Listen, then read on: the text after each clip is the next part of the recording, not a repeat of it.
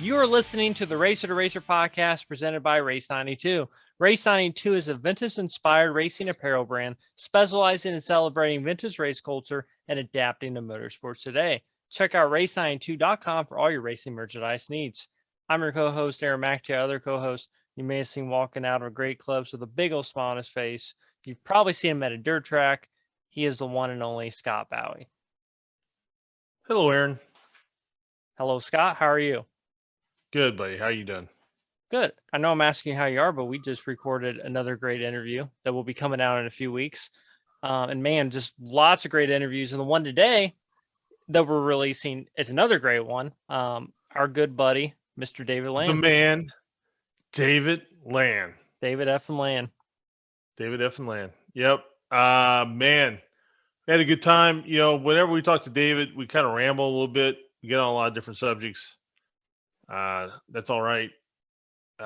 David's more than capable of talking about several different variations of auto racing. So, no, we had a great time and it was fun. And I enjoy talking to David. Like I've told him before, I don't always agree with what he says, but that's what it's all about because he doesn't agree with a lot of the things I say, and that's cool too. So. Yeah. So, thanks everyone for watching, listening. If you haven't already, make sure you hit like and subscribe if you're watching on YouTube, or also check us out on Spotify, Apple Podcasts, or anywhere where podcasts can be found. Want to give a quick shout out to racercollect.com. Patrick Patton, great guy. Definitely check him out if you're looking for any kind of racing merchandise. I know they just got a bunch of stuff from Sabre Cook, who most recently raced in the W Series. He raced in the road to Indy. And they have stuff from like James Hinchcliffe, and a couple other IndyCar drivers. So definitely check them out. Great friend of the show. And yeah, so in next week, we'll go ahead and kind of introduce who we're going to have next week. Kristen Fittipaldi, which is one I was super excited about. And a really, really great guy. Obviously, I mean, a real legend. I mean, he comes from a family that is synonymous with racing, obviously. And just a great conversation, great guy. And, definitely looking forward to release that one. Yeah, and I think it's a pretty insightful too. As good a racing career as Christian had, I get the feeling that he wishes it had went better, and that's just something you have to listen to in the interview and take from it what you will. Maybe I'm reading too much into it. I know I had a great time talking to him. Super nice guy, and it was just enjoyable. Yeah, absolutely. We definitely look forward to having him back because he already gave us an invitation to have him back on. So we definitely will be doing that in a couple of months. Oh, absolutely. Yeah, for sure. He's it's fun to talk to. He's so knowledgeable and insightful, and just he's a great talk and he's a great listen. Right. So we'll touch a little bit on news. I don't want to ramble too much this time just because the David Land interview is a little longer than most of them. I think we're almost at 2 hours with it. So we definitely don't want to ramble too much.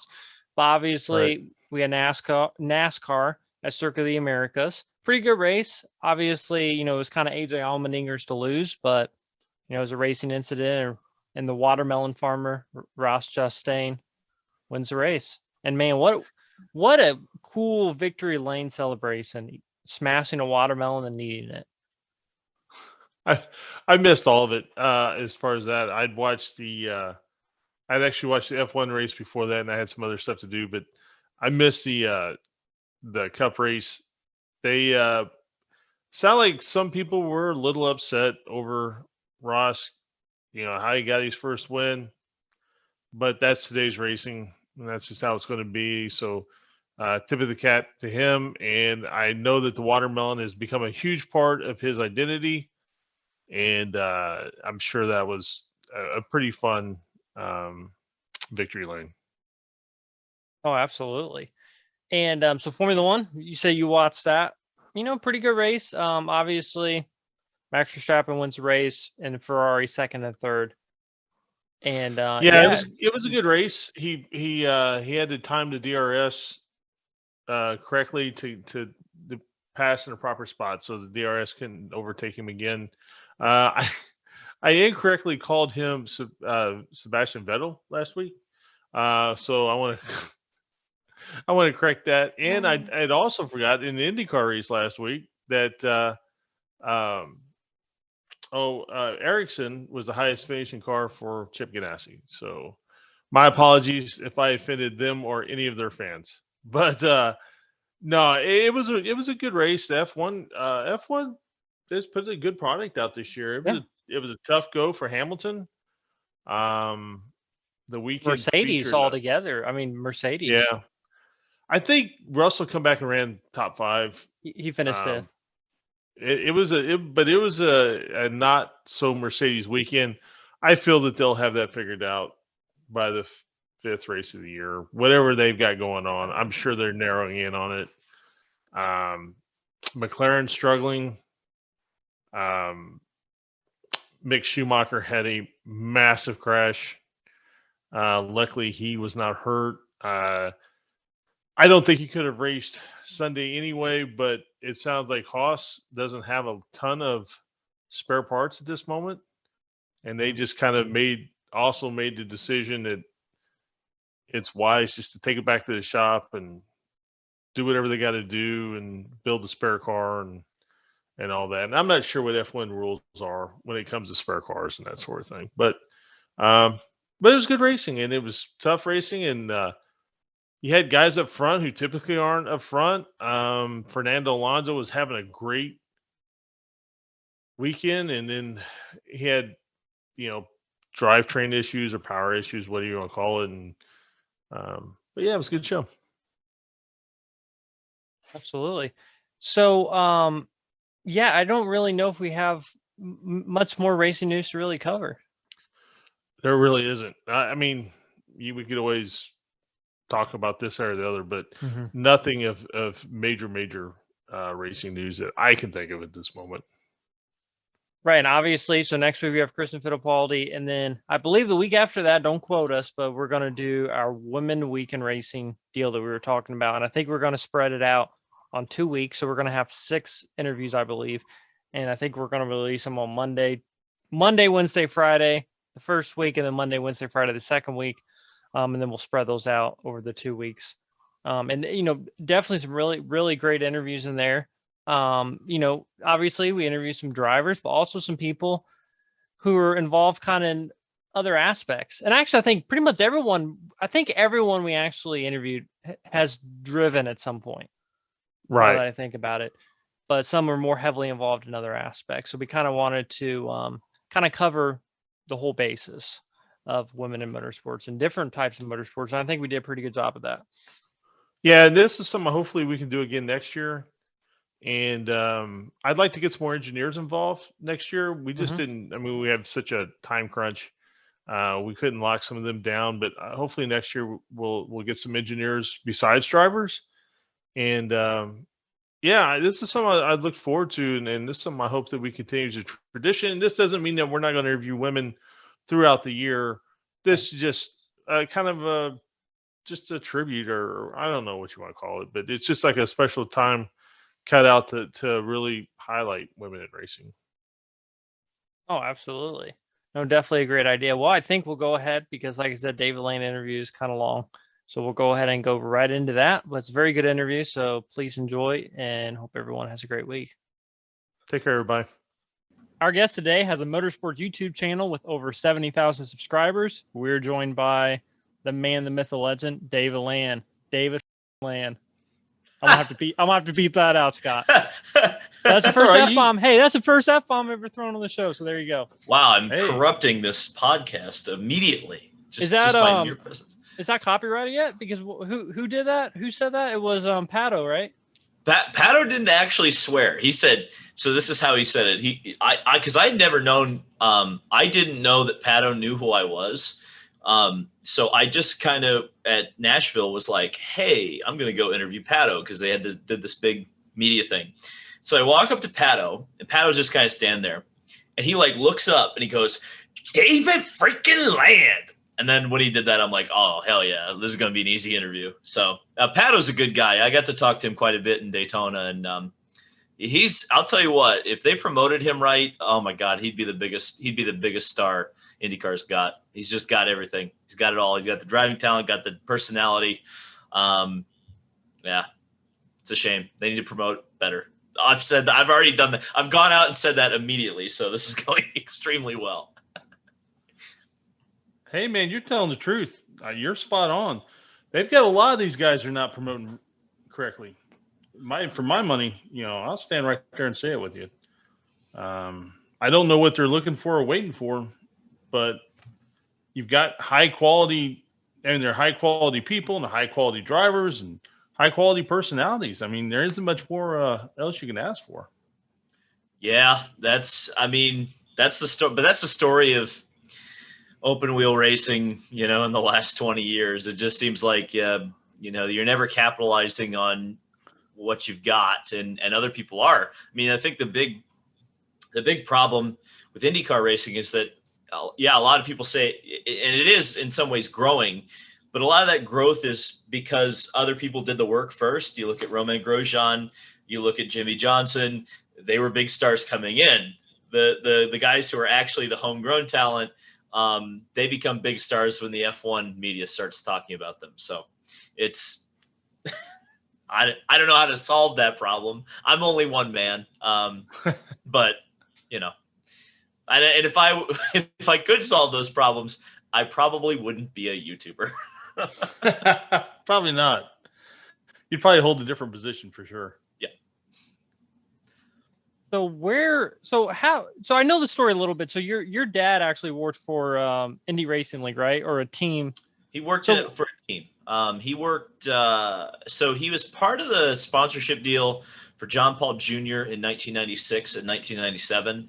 And then he went on to team manage for the first couple races of the year, Emke Racing and Tice Carlson. But he got fired in the month of May. They didn't make the show anyway, and that was the end of his very short IndyCar career. But it was something that, and we, my family has been going to the 500 since the 80s. Really, family members of mine have been going since the 30s.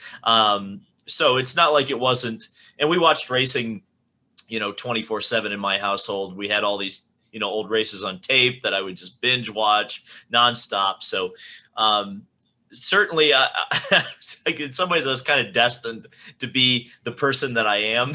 It just, it definitely, racing is definitely a personality trait for me. I follow you on Twitter, like a lot of people. I just hit 10,000. I couldn't. I guess I didn't realize this, but my camera guy Kyle said to me at the Rolex, because I was like, because you may have seen that Vassar Sullivan tweeted out oh wow, he's talking to our driver Kyle Kirkwood. I'm like, that's kind of weird. Why'd they do that? And Kyle said, David, you have 2 times the followers Vassar Sullivan has on Twitter. I'm like, what? He's like, yeah, he just hit 10,000. I'm like, what? So I didn't even know that until recently. Yeah, and well deserved, by the way. I don't know, not on Twitter. No, it is. I mean, it's a place because first and foremost, a lot of people, I think, of course, there's a lot of hate on Twitter, of course, but not at all. A lot of yeah, right. Twitter's the most nice platform ever. Right. Yeah, everybody plays well together. But a lot of people get their news from Twitter. And I think by doing what you do, that's one reason why you have so many followers.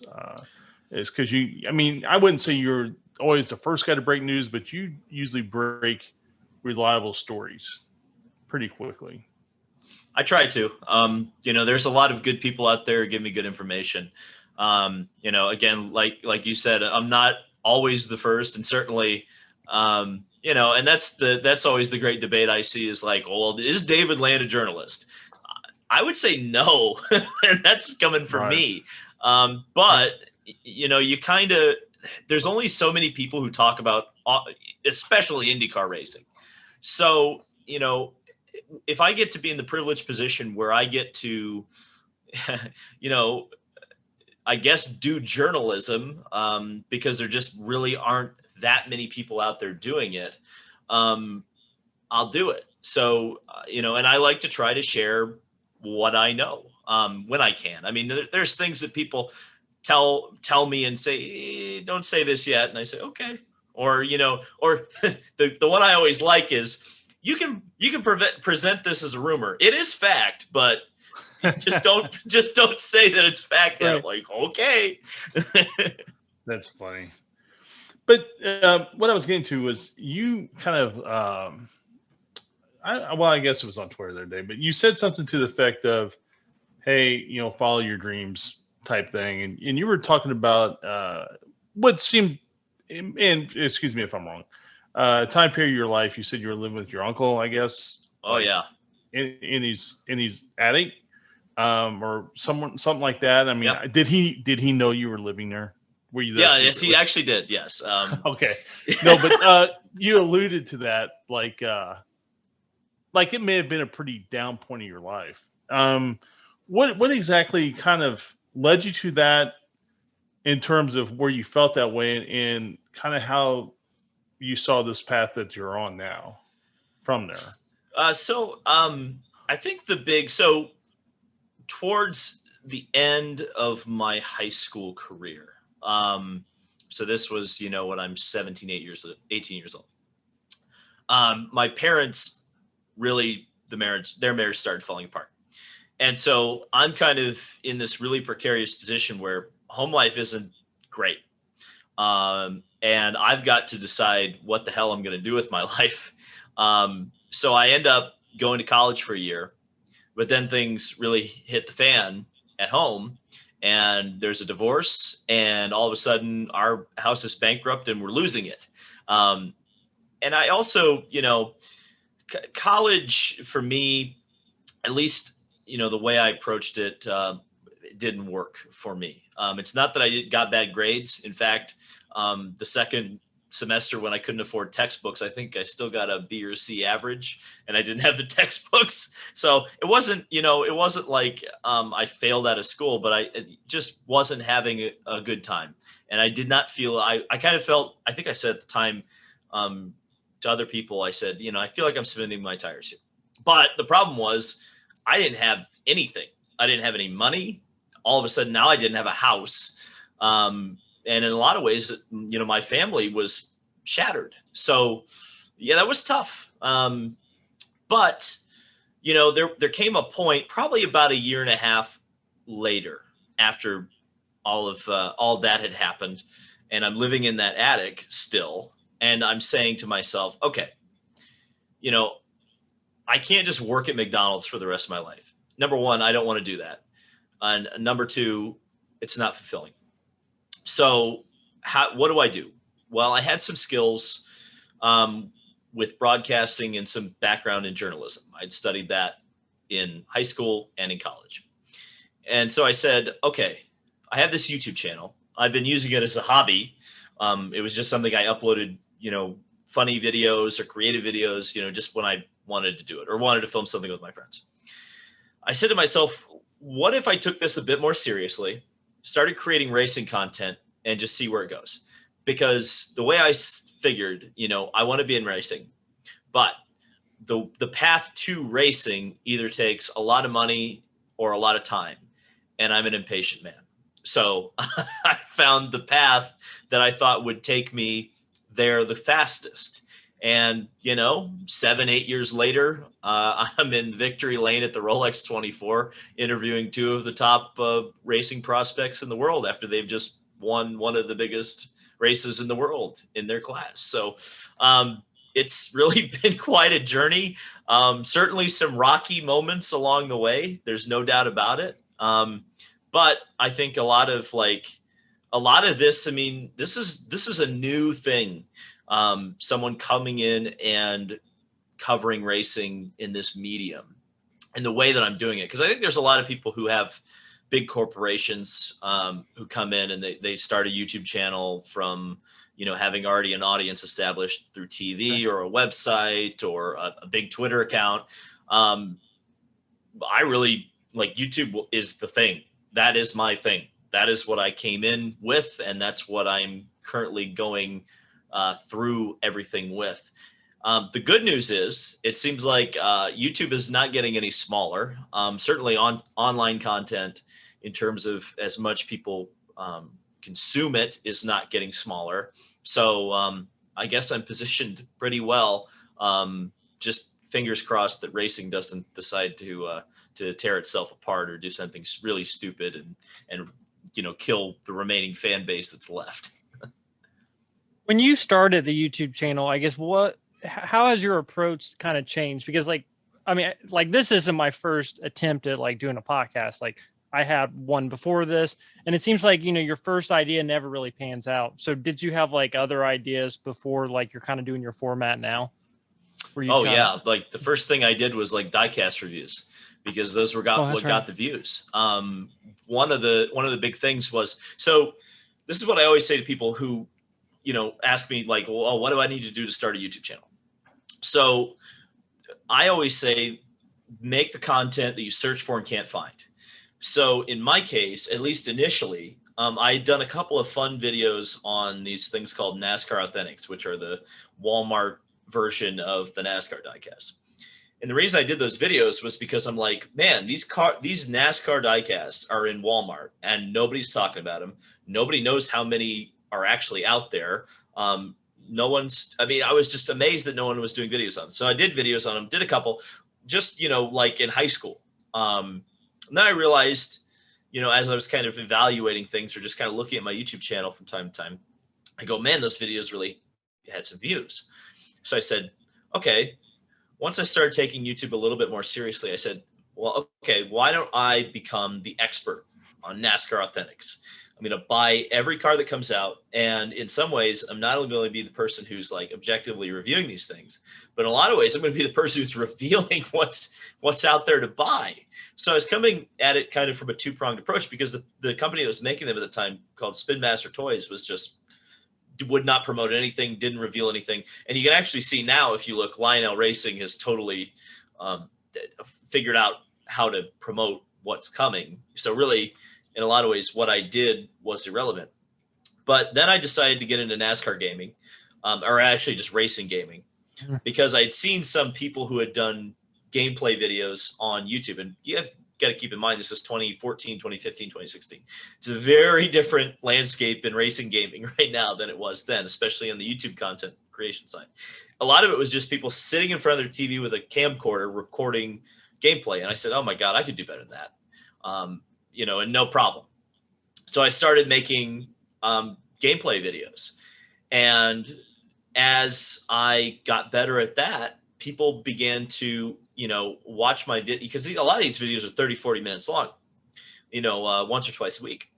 And people would say, I enjoy the gameplay in your videos, but what I really like is when you talk about current events in racing. And I said, really? Well, why don't I just cut the gaming part out of that and try to create a show where I just talk about racing? And so that's where the show that I called at the time, the IndyCar Red Pill, started, where I was just like, I'm going to start talking about each IndyCar race and just kind of break it down, analyze it. And I had already been doing at the time Indy 500 month. Obviously, it's a lot different now than it was then, but I set aside the month of May in my channel to do all IndyCar content. As I did IndyCar Red Pill, I started to realize, well, okay, what's the next step? Well, it's to start to go to the tracks and do on the ground coverage. And so I think I started doing that around 2018.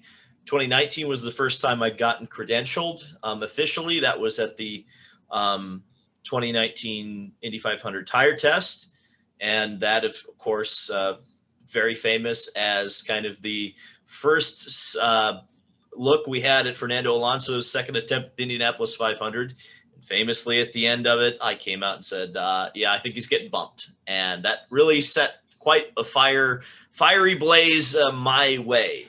But as with a lot of things I've found over the years, turned out I was right. So, and then it just kind of went on from there. Obviously, we had a bit of a setback in 2020, but it's at least this phase of the YouTube career has been quite interesting and certainly very fulfilling. What was the progression of like followers? So like when you started, so your first year of YouTube, how many, do you remember like how many subscribers you had? No, I can't because it was 2008. Oh.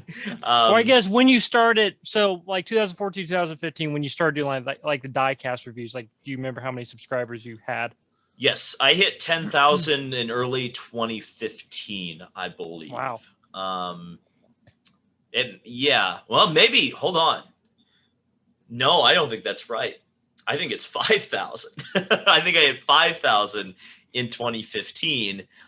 10,000 was probably later than that, maybe 2016, 2017. And then since then, obviously, it's been, stonks. I think I'm averaging about 1.9 thousand subscribers a month now, over the last couple of months. And one thing that I have noticed with the subscribers is the more on the ground videos you can do, the higher the subscribers go. Nothing gets more subscribers than actually being on the ground. It's funny because the views maybe aren't as high as when you're talking about Tony Stewart possibly going to Dodge, right? But the subscribers, more people want to come back for the on the ground coverage. So it's an interesting balance too when you're in YouTube, because it's not financially realistic to have only done what I just did last weekend, which is go and cover the Rolex 24. You have to have coverage and content in between to supplement those trips, because travel is effing expensive. And when you're on the road for 2 weeks, that's it's a big financial difficulty. Not a difficulty, but it's a business. I'm running a business.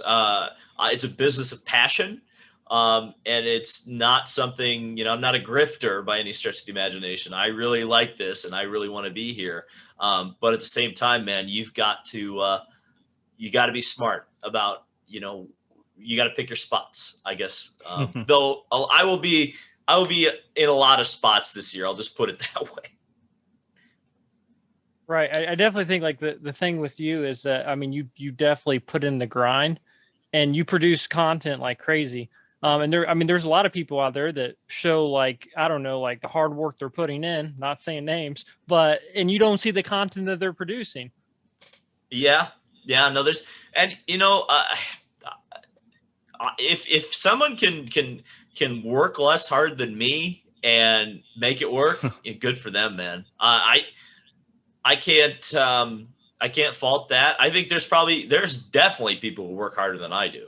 I put a lot of effort into my stuff, but at the same time, a lot of that effort is just trying to streamline things and make it quicker, make that process quicker, make it easier on me, so that I can, produce more stuff or work, in other areas to improve my content. It's amazing how much, it was crazy the first week of the Rolex where I was doing everything myself. I was going out over the fence and shooting video. I was doing interviews. I was setting up interviews. I was talking to people, getting information, editing videos, shooting videos, doing audio, all this stuff. It's just amazing how much stuff goes, and that's why I respect a lot of like the TV people, because man, they do. Holy, the quality like of a lot of this TV stuff is just really, and they do that stuff really quick. It's amazing, but they have a lot of people and a lot of money, and that helps. Well, I would think, I think probably the first and foremost is you have a real passion for it. It is a love of yours, and that's what obviously that's what comes through, and that's what translates in all that. As you've done this, I'm sure, knowingly or unknowingly, you're transitioning from a fan to now someone who's part of it, and it's two different things. And how has that been easy or difficult? Have you been disillusioned by some things, or? Ooh, that's okay. So that's a multi-pronged answer. So for sure, I realized that in a lot of ways, I can't be the same fan of racing that I was previously. However, I certainly consider myself fanatical about racing. I love it. It's my passion. And my content very much is passion driven. Yes, and I would say, like, for sure, like, especially in 2020, I was disillusioned with a lot of stuff in racing, because you see some darker sides of it, and you go, ooh, that doesn't make me feel very good. And but I think, like I mentioned earlier, I think one of the big things that I have come to realize, and it's scary to be kind of in my position, is that, number one, like I said, not a lot of people talk, especially about IndyCar racing. But now I'm discovering that a lot of people in IMSA are very, very happy that I'm there talking about them. And there were so many people in IMSA that were so generous with their time. I can't wait to cover Sebring. But I'm not only the eyes and ears for my 70,000 subscribers when I go to those races, but in a lot of ways, like, I can say things that maybe other people can't. So I have a lot of, off the record conversations with a lot of people, and they really help me be informed on, what's really going on in racing. And because I don't really have, it's kind of a blessing and a curse to come into racing without a lot of connections, is that, I don't have to worry too. I mean, I don't want to go in and intentionally make anyone mad. Like, that's not my goal. But at the same time, I don't have to care quite as much about making certain individuals upset or uncomfortable with some of the stuff I talk about. Because in a lot of ways, it's stuff that needs to come out. It's the truth of, X, Y, or Z matter. And, if I'm the person who needs to relay that information, I suppose I'm the guy for that. Right. It's kind of interesting you said it like that. Harry, man, we've joked around about you being like Robin Miller and da da da da, which there's a grain of truth in there. And that grain of truth is this: Robin had a deep love for IndyCar racing, open wheel racing in general, racing as a whole. And he, for a lot of years, just said what he said, and didn't really care who it made mad if he thought it was right. And I think what you saw at the end of the day is while he had contentious relationships from time to time with people, they ultimately respected him for doing that.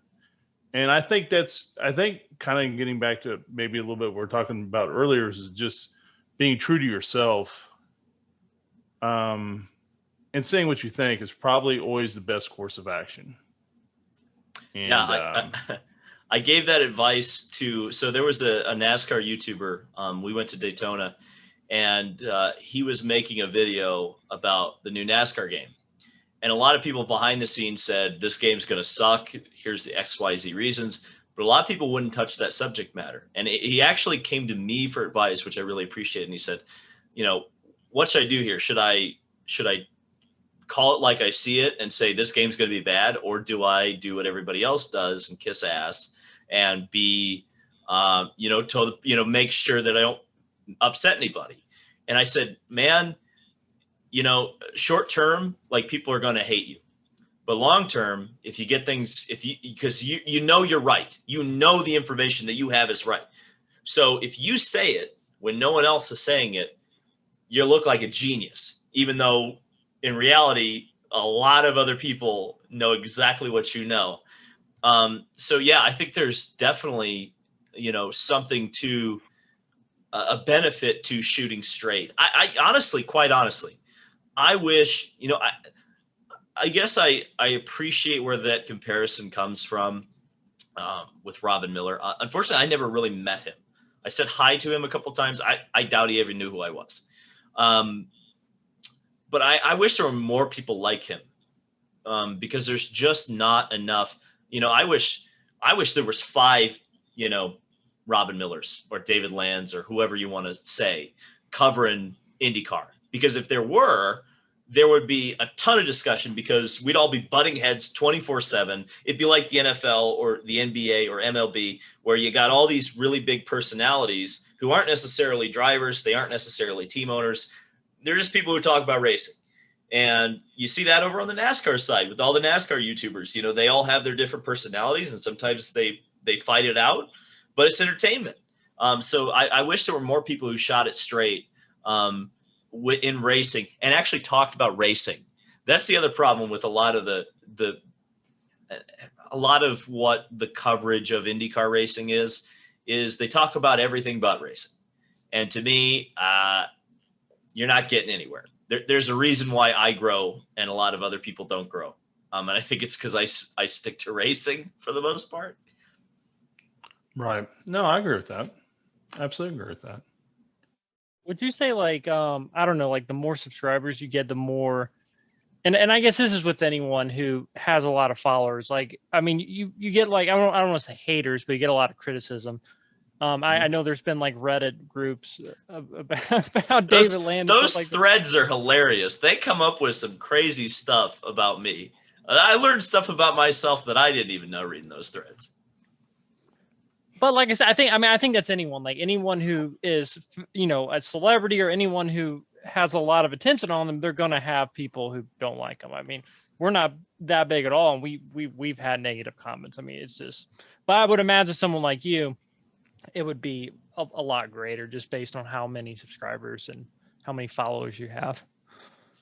Well, like I said, I think the part of the big problem, and I think why there's like such a meme about like people hating me, is that I'm the only one.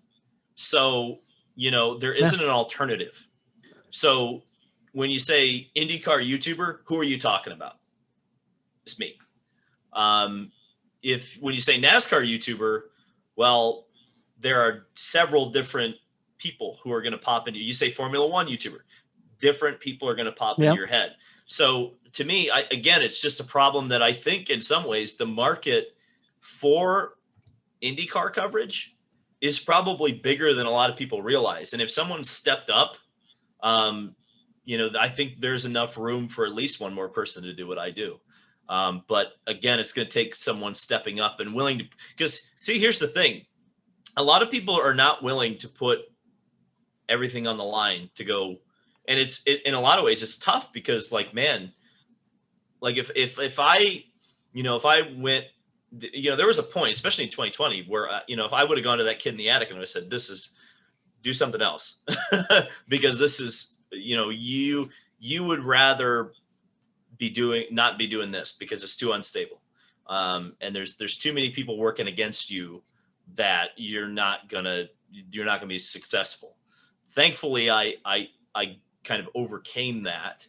But that's the big thing is that it's still unfortunately too much of a risk to go and cover IndyCar legitimately. And I don't know how you fix that problem, but until you start fostering the environment to sustain it, you're not going to have people willing to put it on the line to cover you because it's not going to be worth it. And again, like I said, it's, unfortunately, a lot of this is a business at the end of the day. You do have to make money. So, if there's not the financial incentive to go talk about IndyCar racing for 20 weeks out of the year. I mean, even at the Rolex, I mean, a big thing in the media center was, every press conference, they're not asking IMSA questions. They're asking about NASCAR at the Coliseum. Why are they doing that? Well, because no one cares about, no one, quote unquote, if you're writing for the Associated Press, for example, they don't care about GTD Pro. They don't care about balance of performance. They care about the clash that they're going to see on Fox Sports since it's going to be promoted on the, football game. So, that's the tough part is that, it's I'm very lucky that I get to be one of the the chosen few who gets to talk about balance of performance and GTD Pro, and I don't necessarily have to go to a Lamborghini factory driver and talk about NASCAR. I can talk about, you know, the actual race that we're covering. But not a lot of people are able to do that. And it's kind of disappointing because, again, it goes back to my point earlier, which is make the content that you want to see and can't find. And that's part of what's especially going on in racing now, is that the coverage that we do get that's not behind a paywall is so slanted towards either NASCAR or slanted towards a super casual audience that you don't have like the Speed Channel or Speed Vision style presentation readily available anymore. It just doesn't exist. So that's what I try to do when I go to a race, is try to do a much more hardcore oriented coverage. Not saying I don't, you know, interview Bucky Beaver at 3 a.m, but you know, you got to keep some levity there. But to me, I look at my coverage and it's supposed to be for an enthusiast. I like to help people get into the sport. I'm not saying I don't, but you know, if you're, I mean, I guess I'll put it this way. The coverage that I make now, I think you know, little David, you know, 5, 6, 7, 10 years old, I would have been able to watch it and understand it. At least most of it, because it's really, what I do isn't much more advanced than what ESPN Speed World used to do, or Speed Vision, or any of those people. But that coverage just doesn't exist anymore. So outside of what I do, I guess. You know, you were kind of talking there, and it kind of made me think of something I say all the time, is either to be successful, you either have to have a lot of money or no money. And because you become a slave to a lifestyle. Like if you have like a money and a car and a house and, you know, and wife and kids and stuff like that, all great things, but then you can't just go lay it on the line and drive down the Rolex and then live in your car for a few days or whatever you want to do. Right. And so that's, I think for a lot of people, that's, maybe they're wanting to have a lifestyle and do it as well. And that's just not realistic in the beginning, at least. And then I was kind of thinking about, you know, and Joe Rogan, obviously the biggest podcaster in the world. A lot of people don't realize that Joe Rogan, like when he did his UFC stuff, he did all that for free. Like when he started announcing for the UFC, he did every bit of that for free. Because he already had money. He didn't need the money, and he really didn't have his podcast it was kind of at the same time, but he had money from his shows, and then he could go into these towns and he'd do a stand-up show or something like that, and he'd make some money. But he loved the UFC so much that those early years, he did it all for free. And then when the UFC grew, well, he grew with it. And, but again, he had money to sustain that. So that's not for everybody either, but you that's kind of how you got to approach it though. I mean, you got to be all in. If this is what you're wanting to do and try to make a living at it, or at least make it a lifestyle, you have to be all in on that lifestyle. And, which you are. I mean, that's why you've been successful at what you've done. Yeah, I'm about to spend 19 more days straight in Florida in February. That's going to be, I'm nuts. I don't know what's the matter with me. But then again, but I think about it and I go, am I really that nuts? Because I guarantee you there are crew members, there are drivers, there are media personalities who are on that same schedule and probably a harder schedule. Because I was, again, talking to another driver at Rolex, and he was like, man, I'm going to go run the simulator in between the Roar and the 24. He left, went, did simulator work, and came back. He's not going home in between those, times. So sometimes I think I'm crazy, but sometimes I think I'm just like living the racing lifestyle. I mean, it's just, you're constantly on the road, which, again, I can't complain too much about because it's pretty cool. We just interviewed a driver a couple months ago, and he was just so honest. And one thing that he was talking about was when it was his last year in IndyCar, he had absolutely no money at all.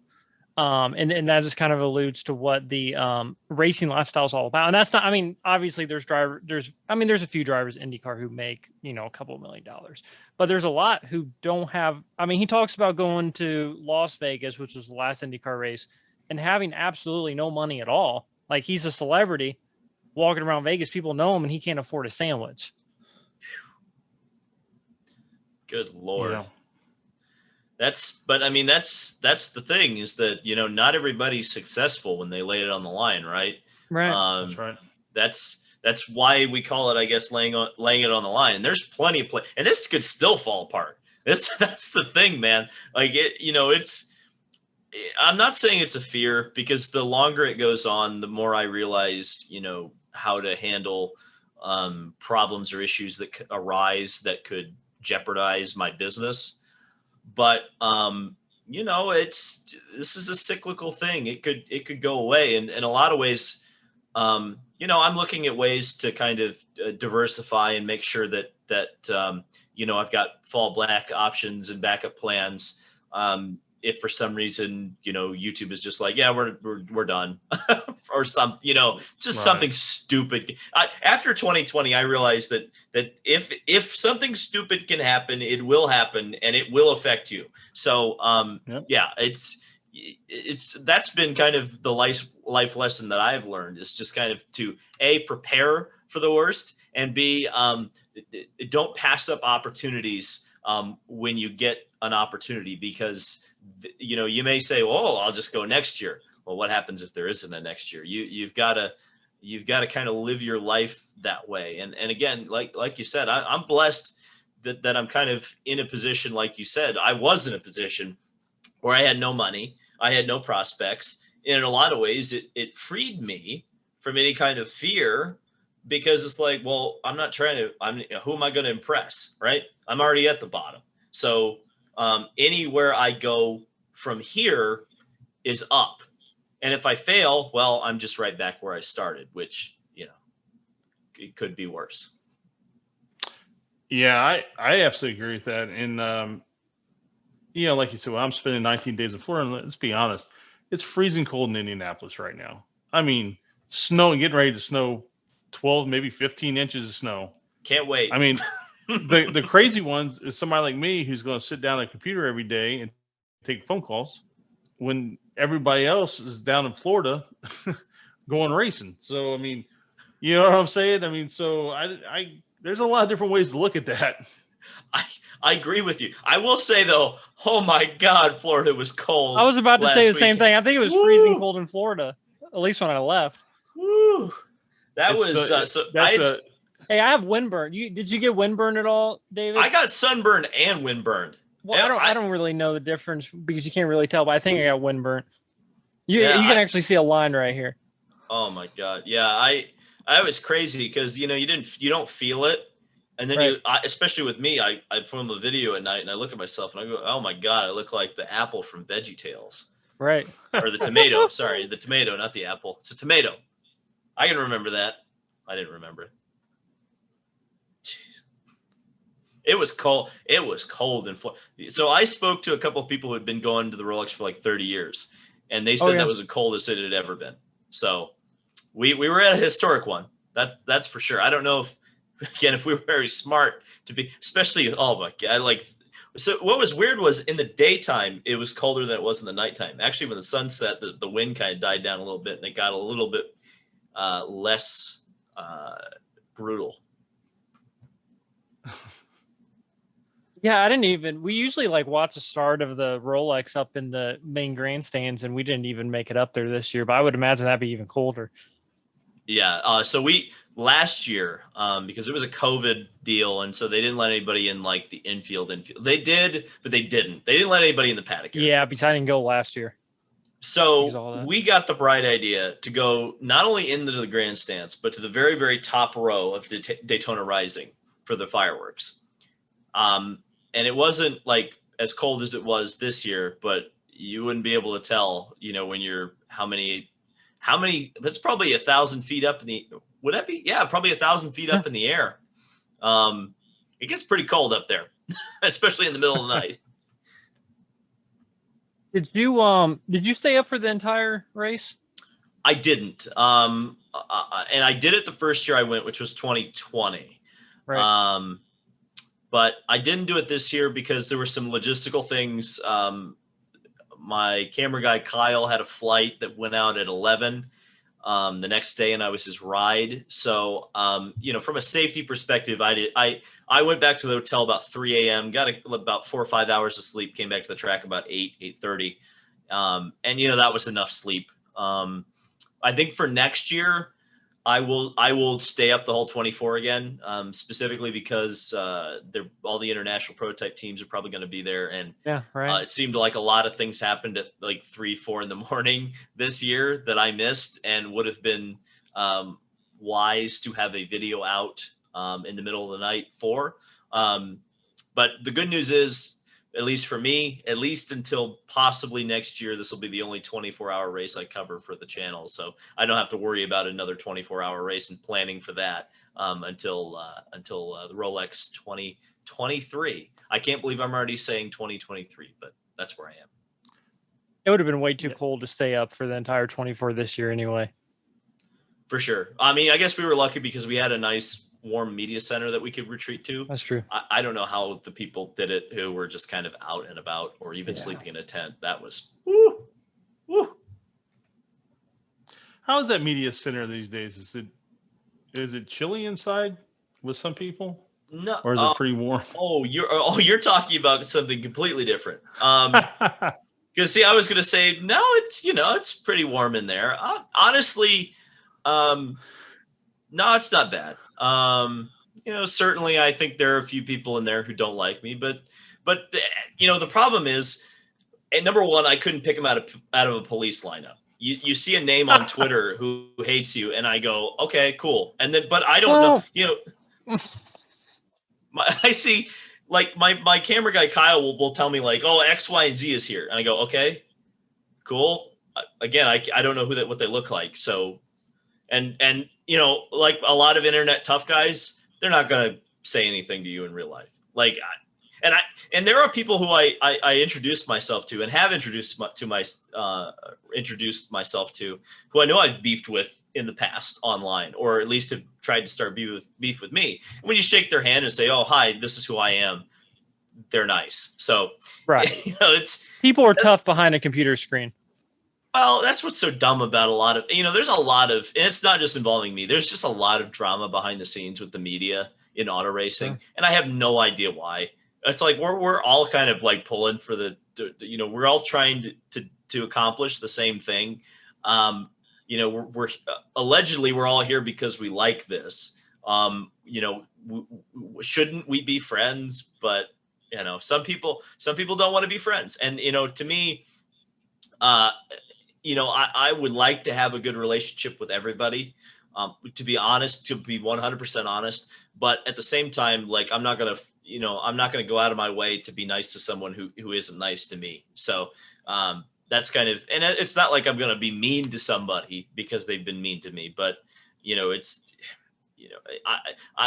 I am there to do my job.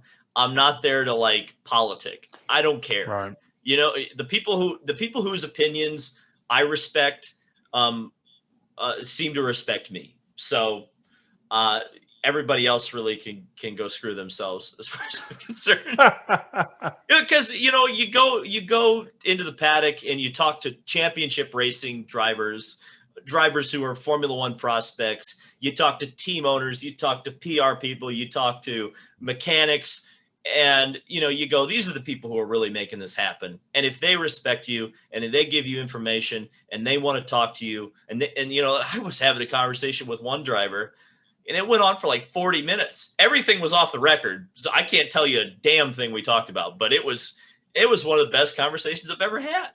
And it was just, and this guy, the crazy thing was I was talking to this guy for probably 40 minutes. And I swear to God, every international important driver who was at the Rolex would walk up, say hi to this driver, and walk away. And he would not pay attention to them. He'd pay attention to me. And I could not effing believe that. I was like, is this seriously happening right now? But it's, I'm blessed. I'm blessed. So, again, to me, I want the respect of the competitors first and foremost, because those are the people who pay my bills in some ways. Sure. My audience and the people who are participating in the event from a competition standpoint, because those are the people, my viewers and the competitors, because those are the two people who are, or those are the two entities that are most important to me doing my job right. The thing sorry, go I ahead, was just Scott. gonna say, I think anybody that truly has a legitimate problem with someone else, and it's just based purely on nonsense, you're not even doing what you're doing for the right reasons. You know what I'm saying? If you're so worried about what that person's doing, then you've lost the game already. So that's a huge point, because that's the thing, is that I think in some cases with some of the people who maybe aren't big fans of me, they, in some way, look, man, I got 70,000 subscribers. Like, that's a fact. Not a lot of people are able to have that kind of reach, especially in racing.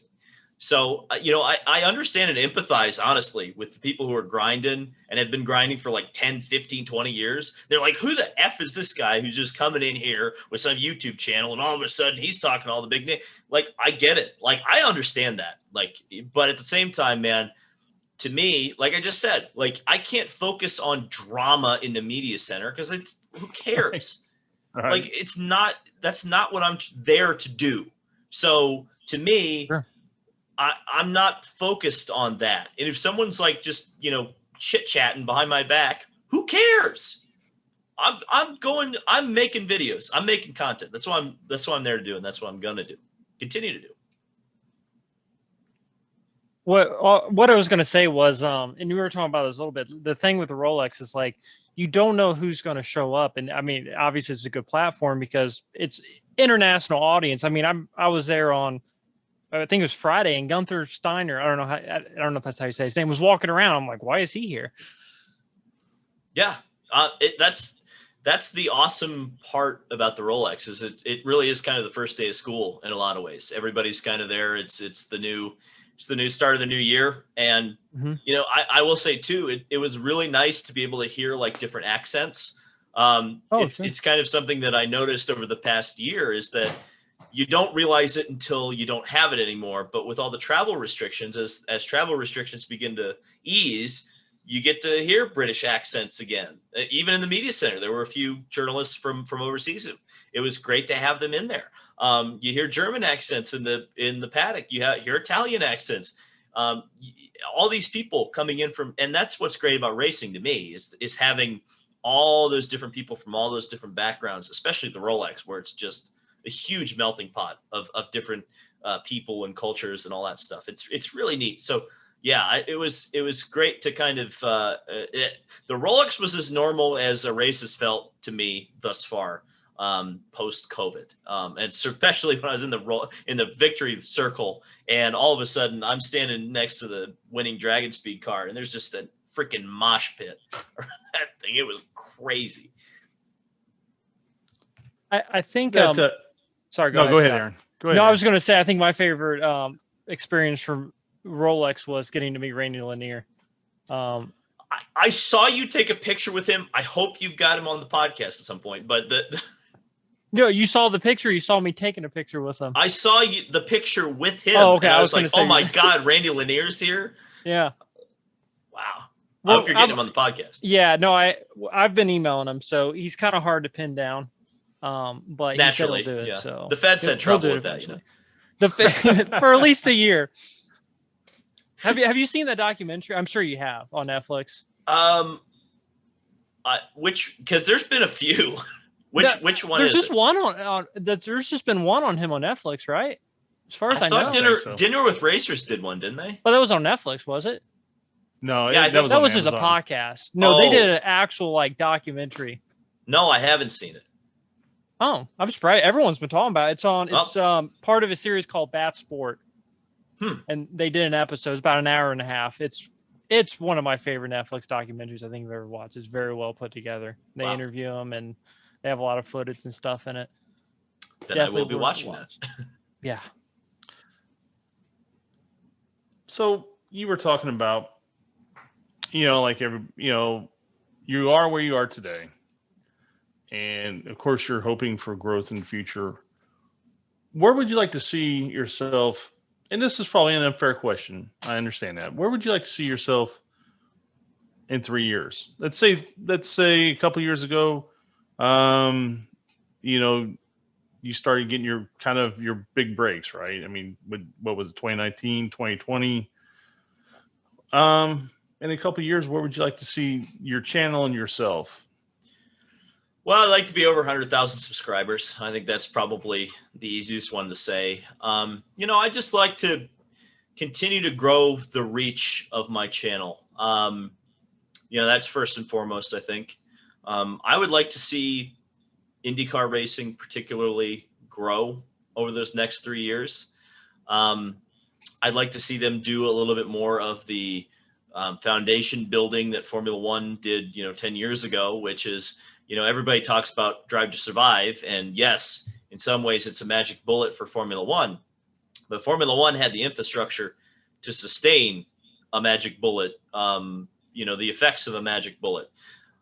It wasn't just a one-shot deal with Drive to Survive. You had a video game, you had great social media, you had all this stuff ready to go when you had a hit like that. So I'd like to see IndyCar grow, and I'd like to kind of ride that wave for sure. I'd just like to continue to raise my stock in racing, whatever that may be.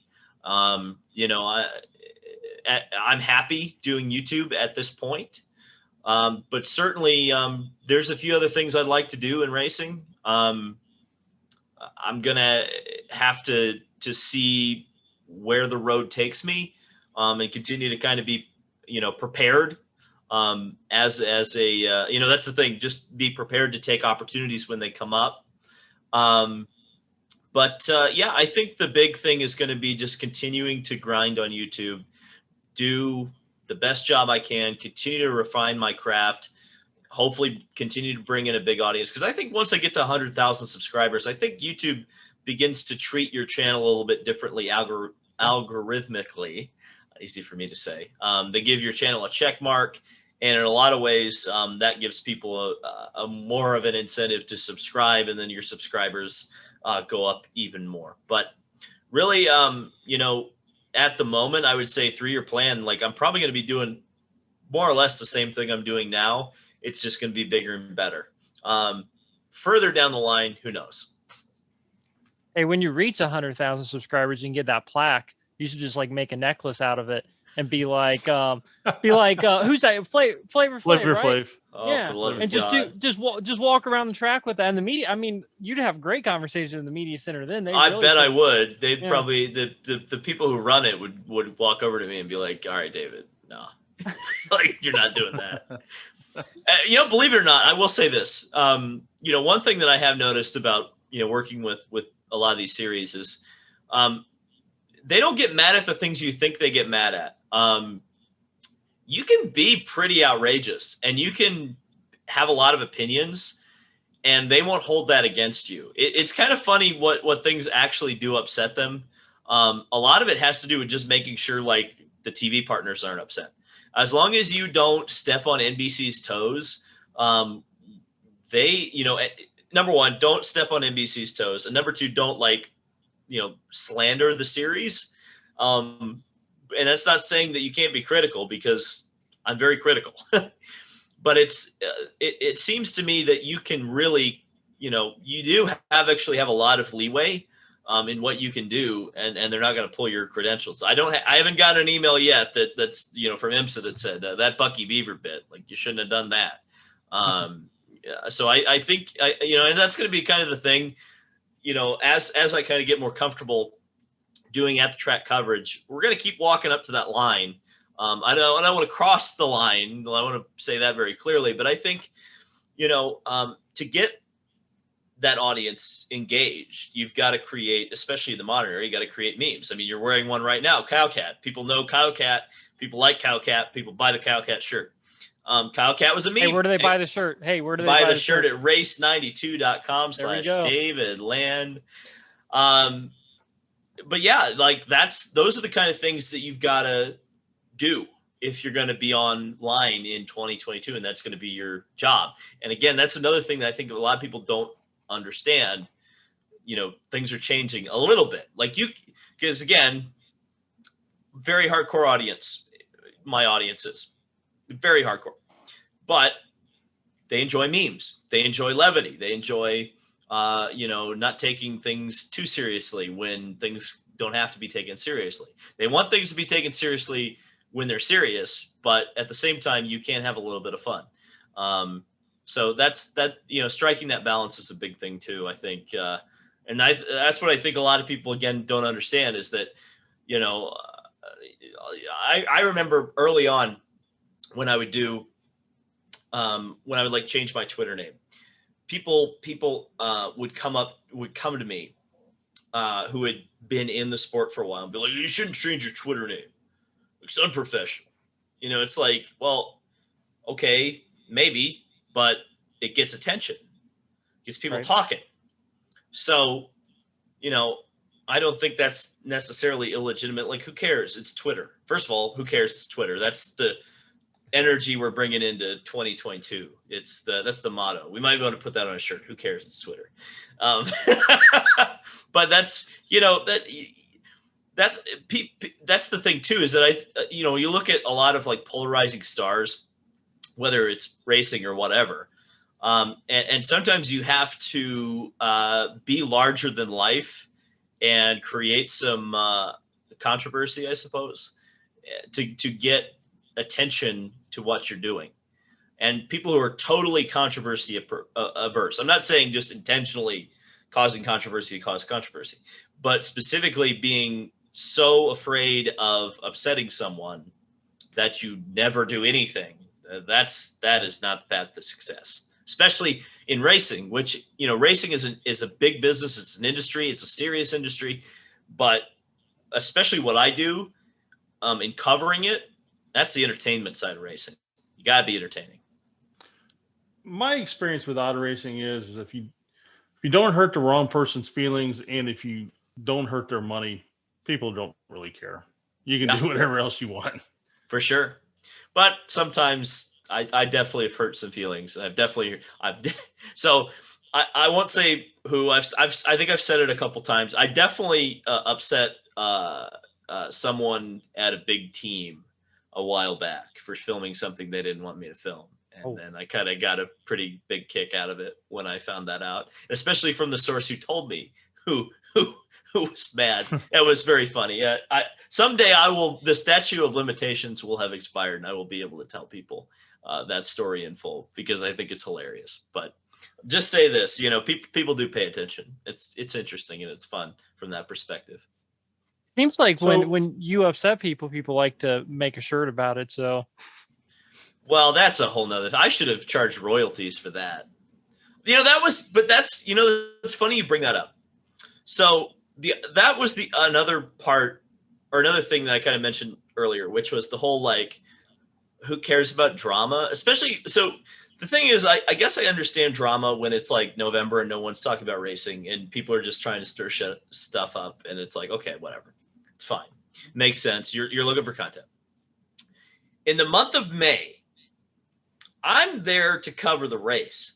I'm sitting in the grandstands for practice, and I'm watching practice. And eventually, because I paid so much attention to practice, I was able to predict the winner of the Indy 500. I made a bunch of people a lot of money in sports betting. But other people decided to focus all of their attention on me. Spent a whole lot of money to create a T-shirt about me rather than focus on the race at hand and their content of the race. So I appreciate it. It's flattering, but frankly, it was a waste of time. Where do you see, we were talking about pitfalls, right? Things changing. What do you see as potential pitfalls? Like, what do you feel is some things that are on the horizon, potentially on the horizon that we're not talking about? Electric racing. Yep. That's if so. Oh boy, that's going to be a real challenge. It's going to be a real challenge. I don't. I don't know, because to me, I think you can do electric racing and make it work. But I think what, especially like Formula E does, I think the market has spoken on that, at least now. I think if you went full on development, full on, reset racing, and essentially pretend like it's 1910 and just set the precedent that, hey, 120, 150 miles an hour is fast now. But spec electric racing cars, I mean, that's going to be tough. I mean, it's a tough sale already because, you look at IndyCar, it's used the same car for 10 years. And you look at Formula One, and I think that's part of why Formula One has a bigger audience, is that things change year to year. And I think that's a big appeal of racing that's been lost in a lot of ways. I mean, if you look at one of the big stories of the Rolex was the Corvettes. The Corvettes had changed this year. They'd moved classes. There's a big story about that. Was a big talking point of the Rolex. If that wasn't there, what are we talking about? So that's going to be one of the things on the horizon from a competition side that's going to be a tough sell. The other thing is going to be the changing of the guard, the people who are going to be running racing in the next 10, 15, 20 years. Who are they? Where are they going to emerge from? Particularly, I'm worried about IndyCar because Roger is Roger. We trust Roger. We think Roger's probably going to do the right thing. Roger's 85 years old. Who's the guy second, third, fourth in command? Are they corporate guys? Are they guys who give the rat's ass about racing? Do they understand it like Roger does? And if they don't, well, what's the difference between Penske Entertainment owning IndyCar or some hedge fund? Because it's all going to be corporate nonsense potentially. And it's just going to go further down the path of irrelevancy, trying to chase a mainstream audience that doesn't care, rather than trying to build a base and build that core that Formula One did. And then, you get a Drive to Survive, and all of a sudden the mainstream audience cares about it, but the sport's not totally compromised because you did the work to kind of keep it a sport. It terrifies me. Yep. That's I fear auto racing is going to pass in my lifetime. Auto racing as I know it. That's a real, it's not a life or death fear, but it will be a sad, sad day for me if that happens. And Chevy's already looking to Chevy's going all electric. Yep. So what use do they really have for the internal combustion series? They don't. Sure. I'm not trying to speak for them. You're not wrong. That's terrifying to me.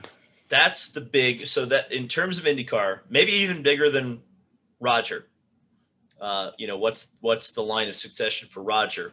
The big question mark that I always have with IndyCar is what happens when the day comes that Honda, Chevy, or maybe even Firestone say, we're out. Yeah. What do you got? So that's, what's the plan? What can you do? Because you've structured everything to be partner based.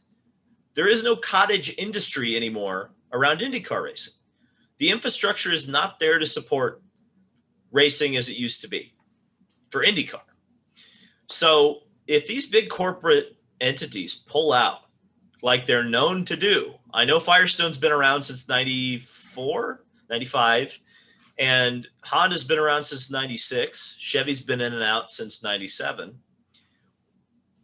But what's to say they don't go away? And if they do go away, the one thing I would say is that IndyCar currently is making things work with 600 to 700 horsepower engines. Well, as far as I know, an internal combustion 600 to 700 horsepower engine is not very hard to get. And quite frankly, there are many, many, many, many, many cheaper options to make 700 horsepower than is currently being employed.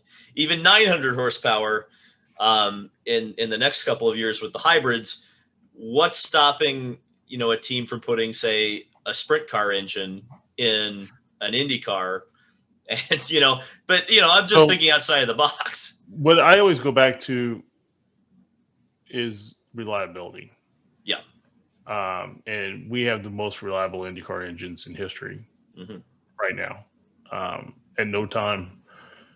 I mean, you rarely, it used to be you broke motors all the time, every race weekend, I don't have a stat, but you're going to break 3, 5, 6 motors. Teams are. Go back and all you got to do is go back and look through the old record books. Engine failure, engine failure, engine failure. We're not even talking about practice and qualifying. We have reliable engines today because of the partnerships. And I'm not saying that something couldn't be worked out where those companies don't like turning loose of their technology. That's the problem, isn't it? Something can be worked out, but I think I don't I don't know, man. We talked to Paul Page. We haven't released it yet, and we talked about it, and Paul Page seems to think that there's he doesn't see a time where he has no concerns about it, right? Yeah, he has no concerns, and I have to respect him because he's been around. He knows the business side of it and been around a lot more than I do. I'm just, as a overview, as a fan, looking at what the governments in the world are wanting to do, looking at what these corporations who are getting paid by these governments are wanting to do. Boy, I just one word: terrifying. It's going to be some rocky waters to traverse for sure. I again, I don't know Paul very well. I think he follows me on Twitter, which is very scary.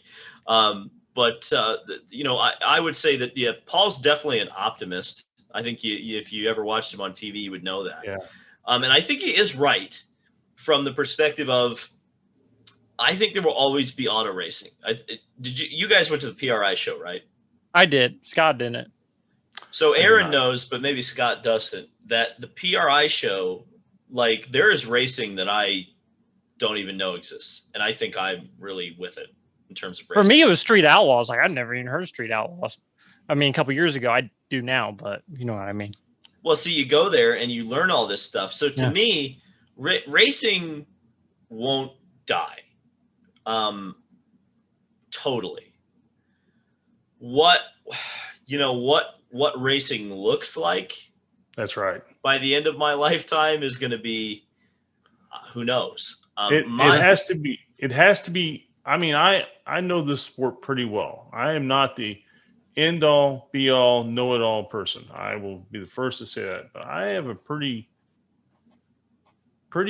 solid knowledge of this sport and a lot of different levels of it. And I think you'll always have drag racing, because it's something like right now. If you have a Honda, you go to the junkyard, you can pull a block out, you put a turbo on it, you make 1,000 horsepower, you run it until you kick a rod out, and you just go get another. That is until all those motors are gone, by the way, just so we're on the same page, because they will eventually all go away. But there's millions of them out there sitting in junkyards right now. But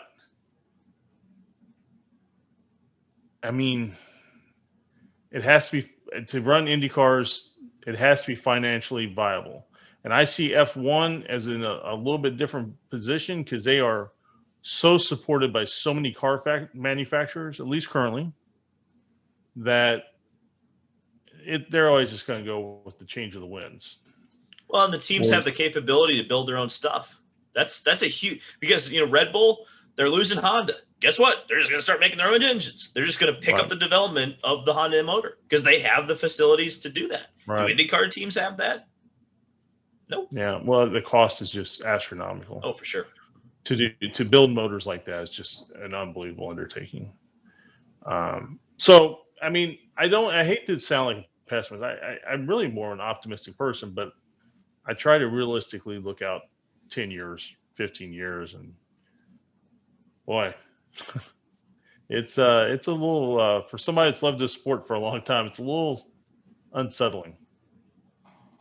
Yeah. So I don't disagree with you. I think, I will say this, I'm blessed to be in the position where I have a platform, and I'll tell you what, I'll fight like hell to make sure that racing is going in the best direction that it can.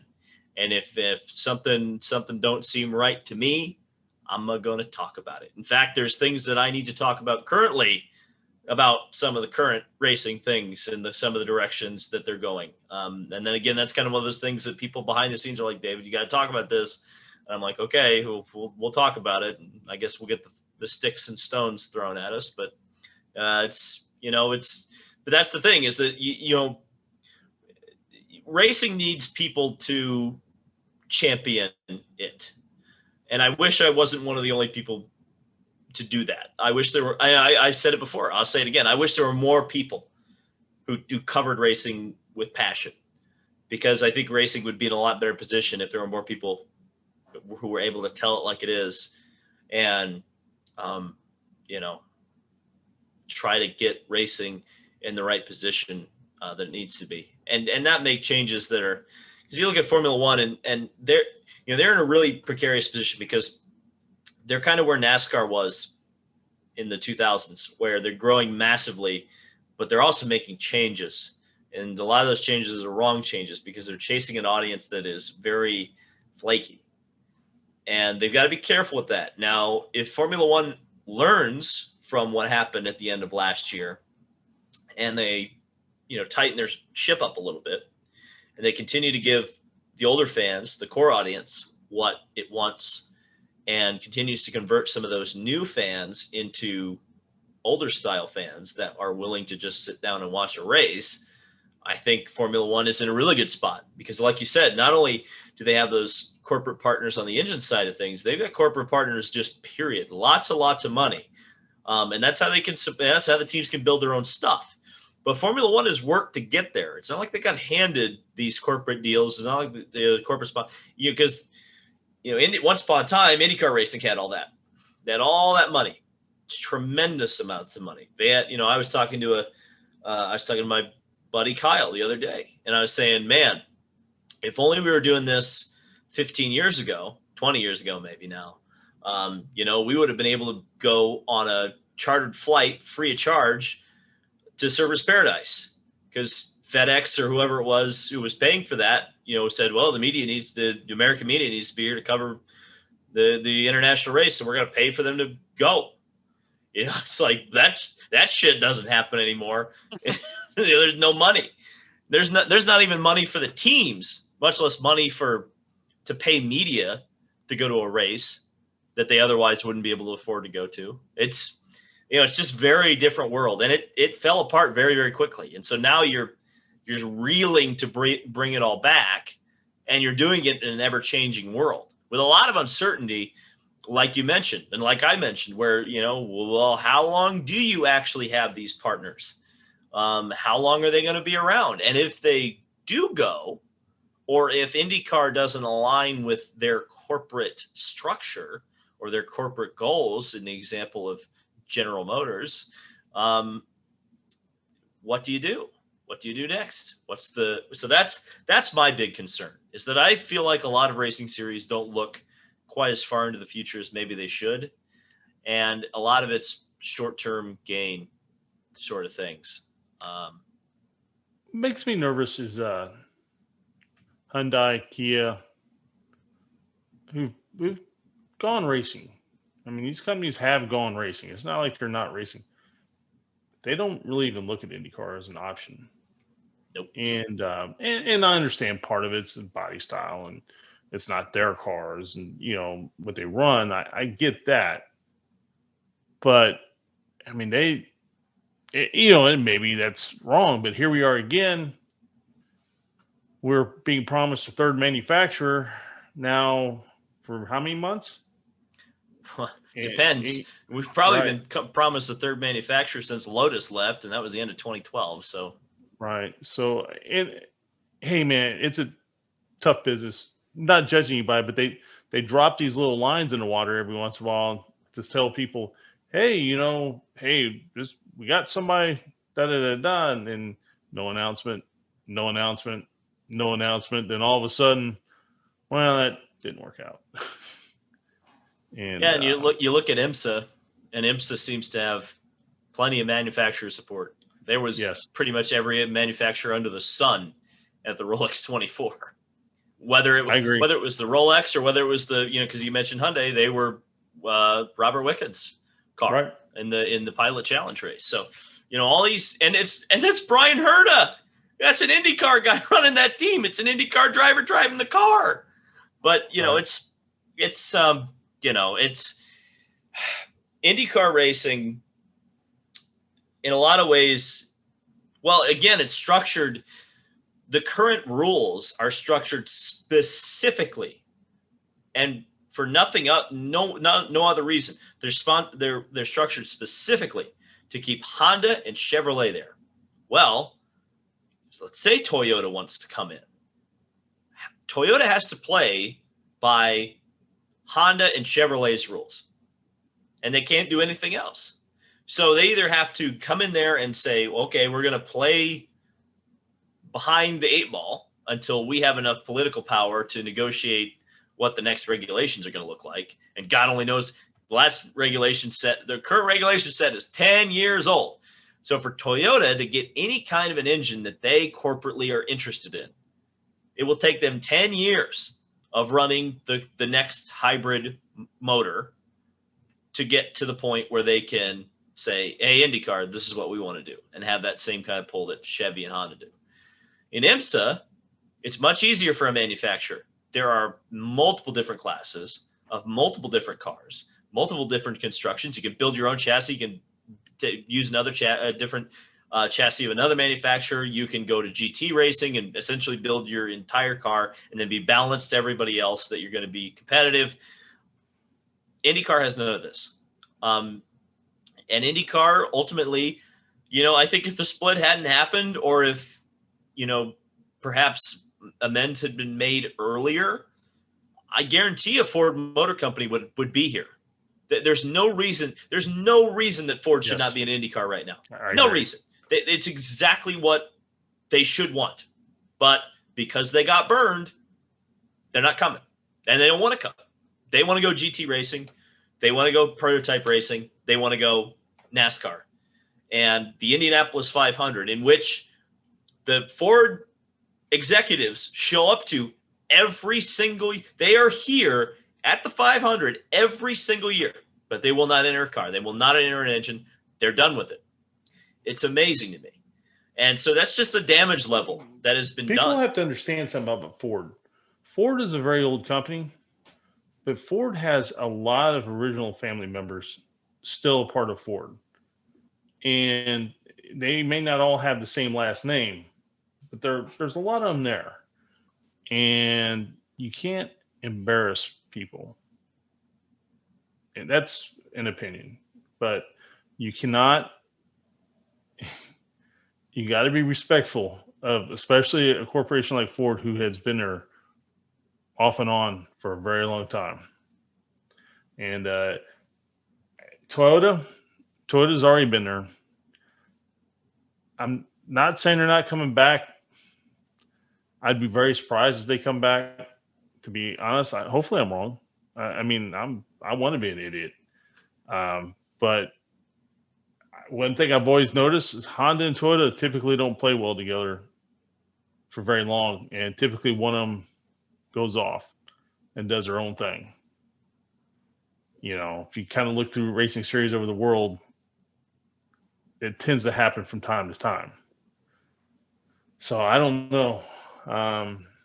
I would love to see them all there. I'd love to see Ford, Chevy, Hyundai, Toyota, Honda. I'd love, all of them.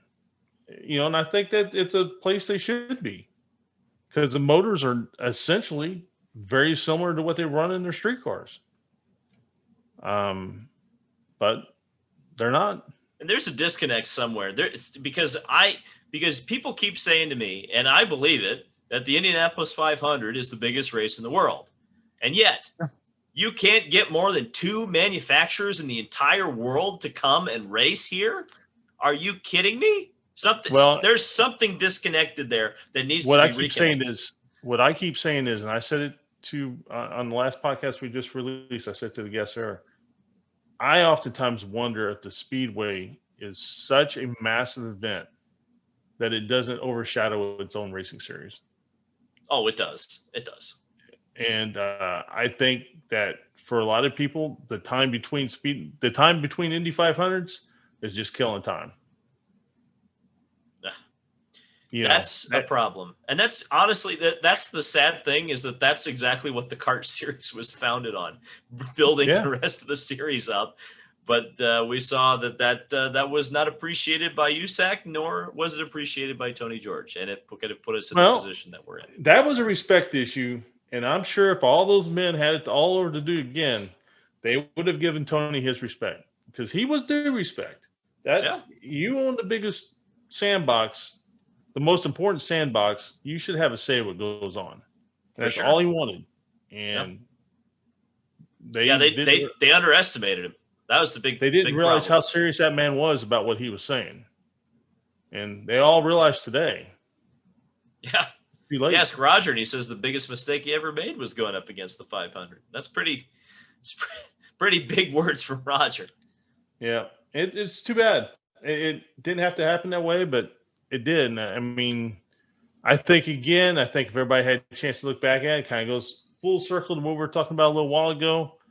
I think people thought they were the sport versus what the sport really was.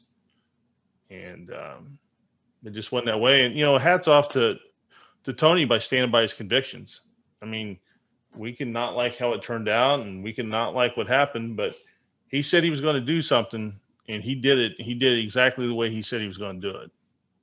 It didn't continue the entire way as he said it, but he started it, and he did it, and he put his money where his mouth was. He was bankrolling a lot of those teams with those loans. Like, you go to the banks, and then he's co-signed loans for the chassis and stuff. I mean, you gotta hand it to him.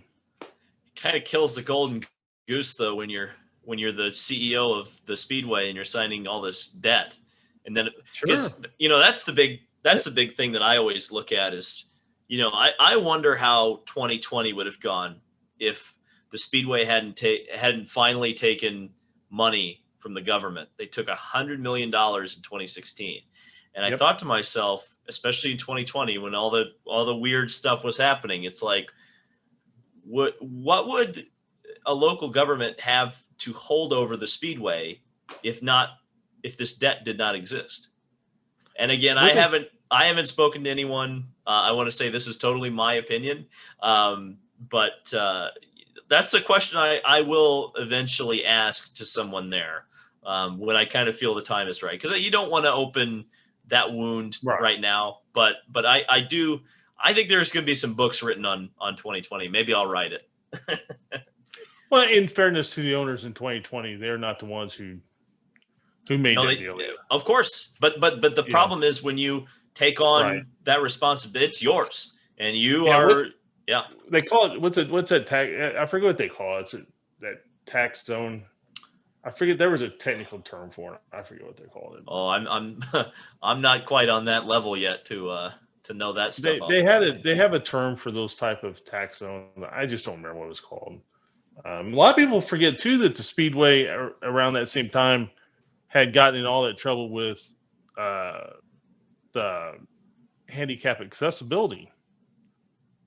So they faced a lawsuit over handicap accessibility, and you can go back and check it. I don't want to give erroneous information because I didn't do it, but they got a pretty good lawsuit against them for it, and they had. Is that why they started letting us use the elevators? Is that why that's very very possible? So they had to go back in and retrofit a lot of things to make it more accessible. I don't know if it was a group of people or a person come in there and said, well, this is not accessible to me. That's not accessible to me. I can't use it. And they had to go in and redo a bunch of the facility. Anybody listening, check that.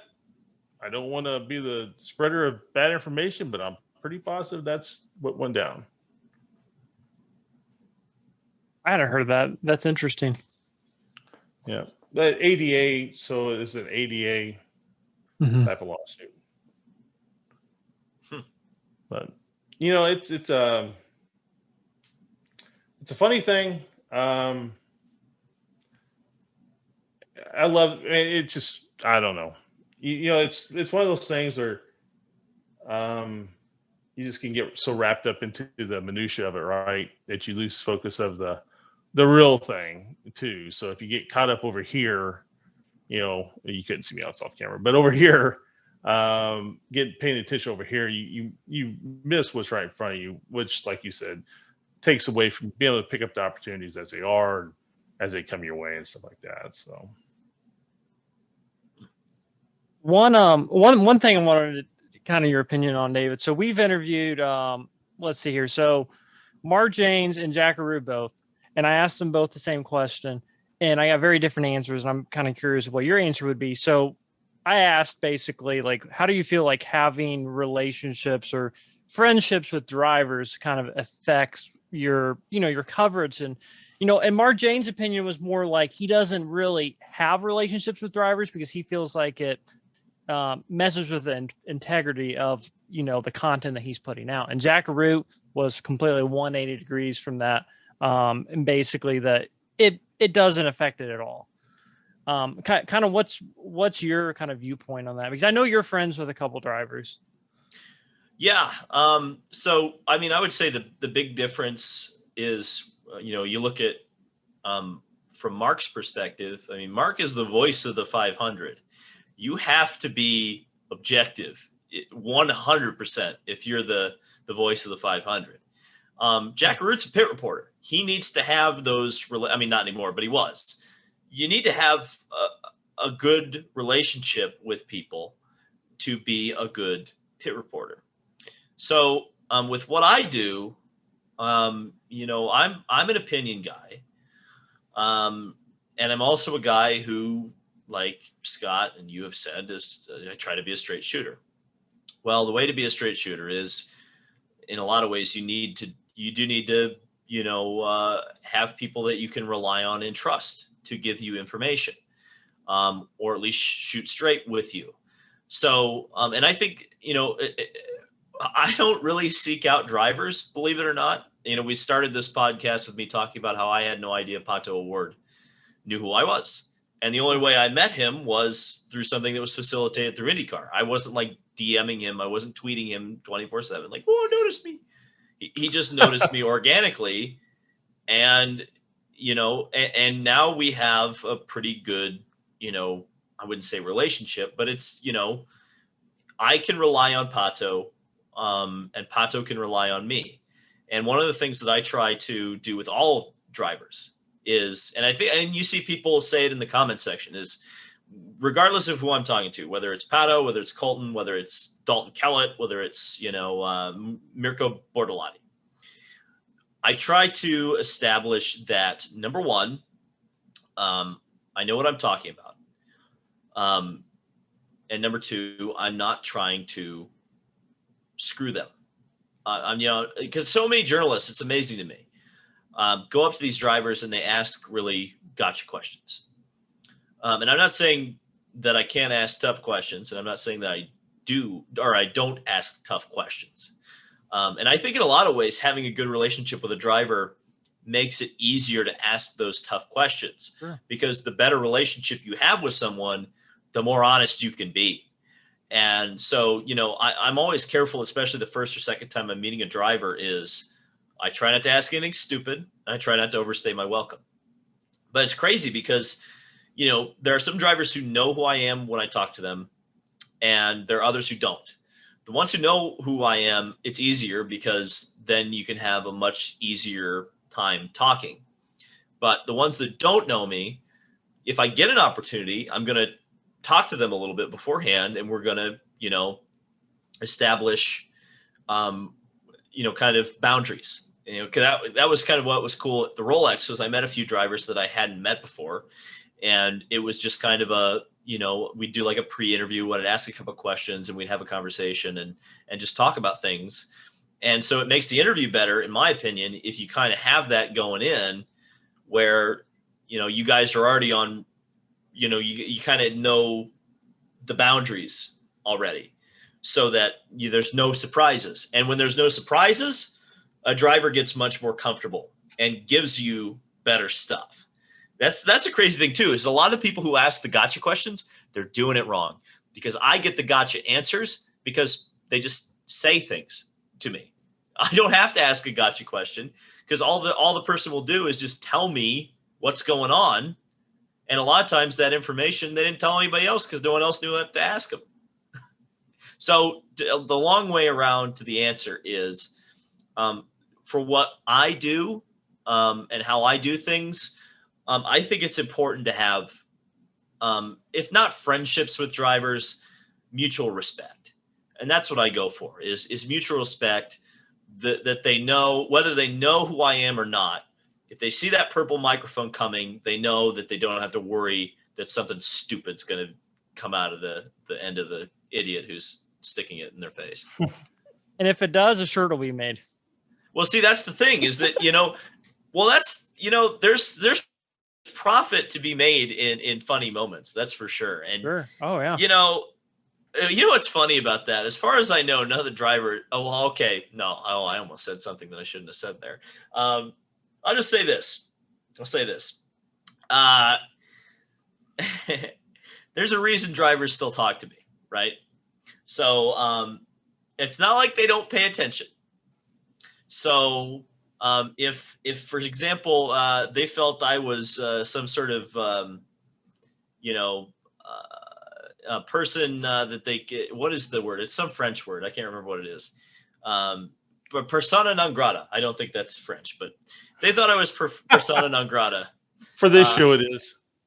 For this show, that's French. That's breaking news, by the way. Right. If they thought I was persona non grata, if they thought I was really this toxic, horrible person, they wouldn't talk to me, because they would know that I'm going to be stupid and I'm going to cause their brand more problems than I'm worth. That doesn't happen.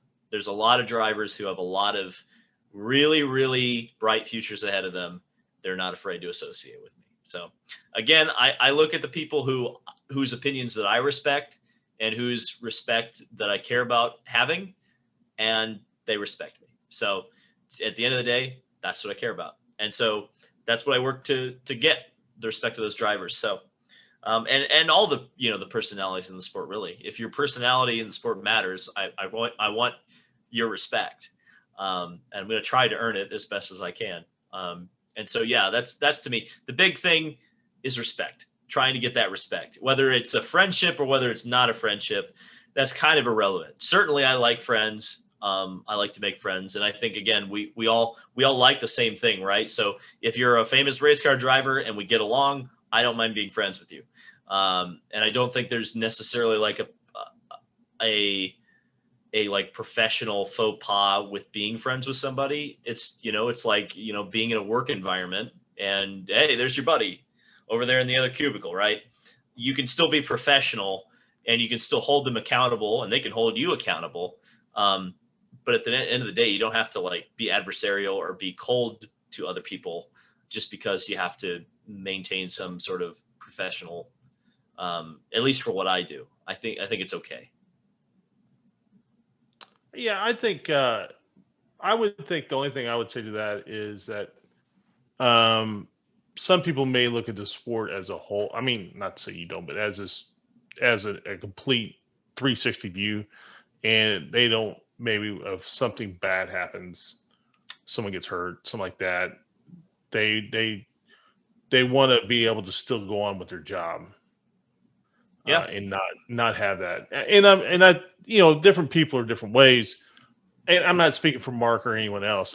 That's just, when I hear someone say that is kind of the thought that comes to my mind. Yeah, that thought, I will be very honest, is that I have thought about that before, is that, and it did almost happen at one point.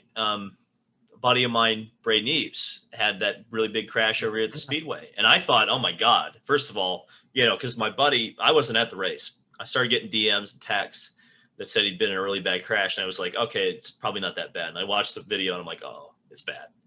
And I said, and then I'm thinking like, okay, I'm driving to the hospital. Like, because I was in New Jersey at that time and the crash happened in Indy.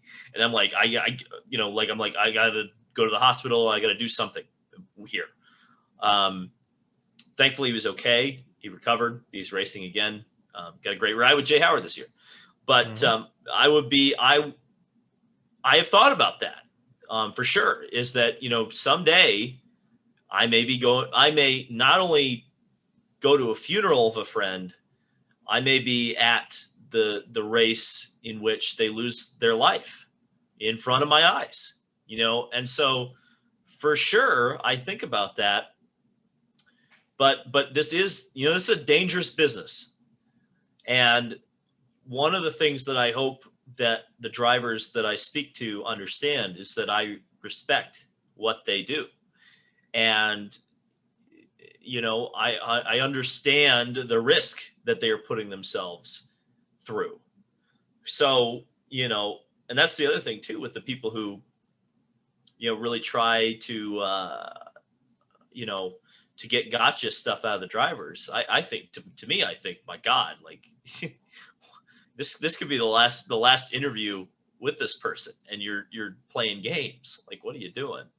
So that's for sure. They're a commodity to them, right? I mean, really anybody who's doing that looks at the driver as a commodity. They don't look at him as a human being. And I think when you start dealing in sports, I think when you start dealing with anything that's done by humans that has a human emotional level to it, I think you have to, me personally, I think you have to approach it from more of a human side than just looking at people like, how many clicks can I get with this or what can I get with that? Or because it may work for you, but you're kind of a dead person inside, my opinion. I don't want to be that person. Well, that's kind of a big thing that I try to do is when I talk to these drivers is I just talk to them like a regular person. I may be starstruck when I talk to a few of them. I try not to let them know that. To me, I'm just professional. I try to stay on topic and again, not say or do anything that's going to put them at a state of unease. Because as soon as they get guarded, you're done. The interview's worthless. Done. Yeah. You're not going to get anything good anyway. So. Right. Well, Aaron, do you have anything else for this shining example of journalistic integrity? God. Oh, God. You're really trying to get me in trouble in this one. I think we'll close on this. So, and you alluded to this a little bit earlier, David, so the thing with YouTube's a funny thing. I mean, there's a YouTube channel for basically anything. Right. I have friends have YouTube channels, anything from, opening sports cards to paranormal investigating to, it's just endless. And the thing is, like, even though like channels are so different, like the thing with YouTube is like, I feel like the approach to doing the videos, is pretty similar. It's similar on that level. Obviously what they're doing is different, but everyone kind of has to have that same, thought of, getting to that level.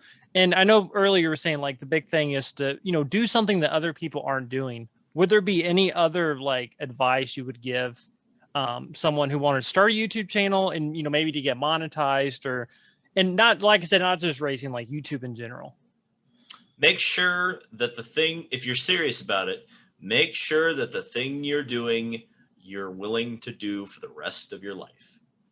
Because there are YouTubers that you see who are doing something that perhaps they're not quite as interested in, but they're successful at it. They get burned out and they stop caring. I'm not saying that I don't get burned out, because there's points where I have to take breaks and I'm just like, I can't deal with this. And there's a point like maybe September, where the biggest thing in racing was like bitching about the NASCAR numbers moving. And I'm like, I don't want to make a video about this. Like, I just don't care.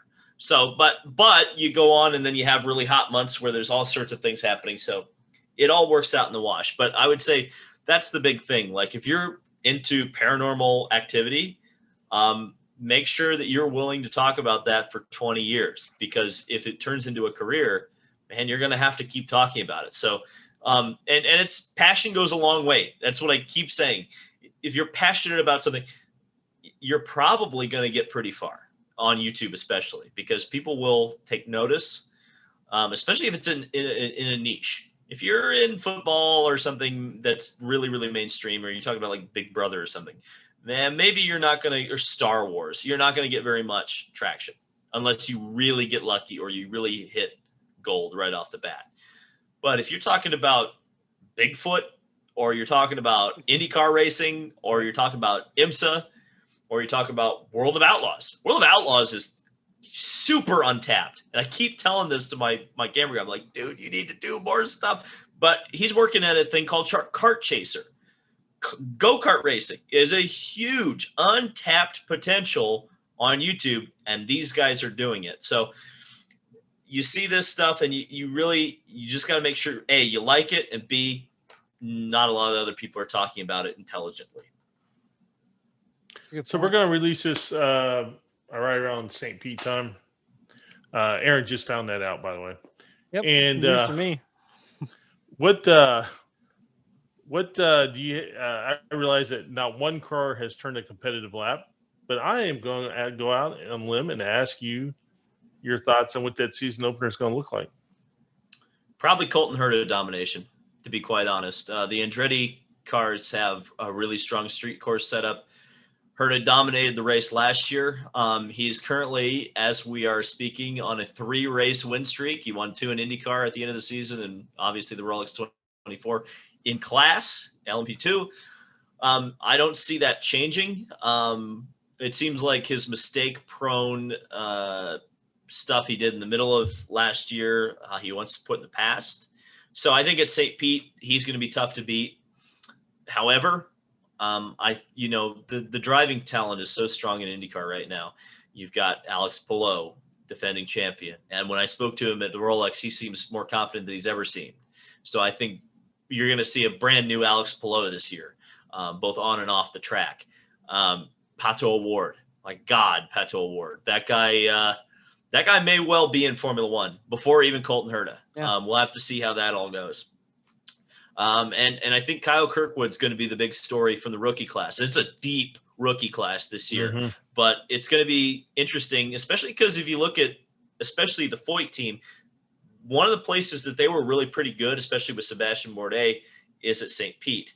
Kyle Kirkwood is as highly touted as any rookie has been coming in here. He's got the resume to prove that he's quick.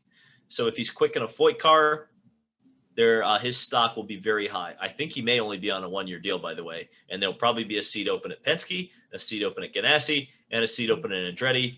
And I would be very surprised, probably a seat open at McLaren. I wouldn't be surprised if he is the most eligible bachelor before the end of the year. It's funny because you hear a lot of people talk about people who end up in Foyt. Everyone always says like Foyt's the last, stop for someone. But that's not true. I mean, there's been plenty of people who've been in Foyt cars and gone on. I mean, Takuma Sato. Yeah, Takuma Sato is the big example. I mean, Ryan Hunter-Reay as well. I mean, he was in Foyt for just a few races, but still. For sure. But before then, I guess it was different. People had a point before then. It kind of was the last stop for a lot of drivers.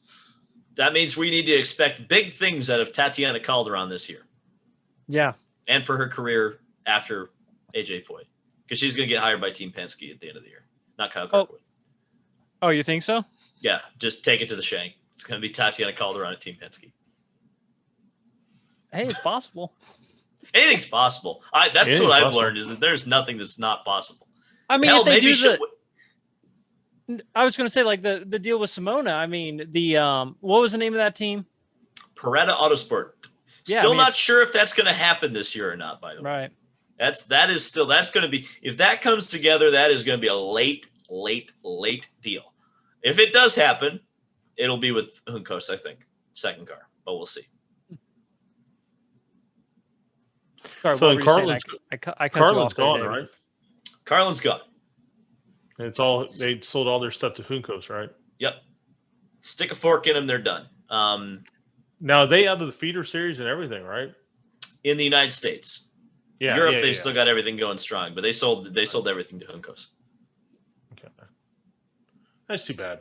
I mean, you hate to see a team go away. Of course, you didn't. Junko is not going to run, but you just still though you'd rather see Junko stay in Carlin. Yeah. I mean, you don't want the pool to get smaller. No. But there's going to be 27, 28, 29 cars at races this year, so I'm not going to cry too much if we lose one. You hope that it's a sustainable number.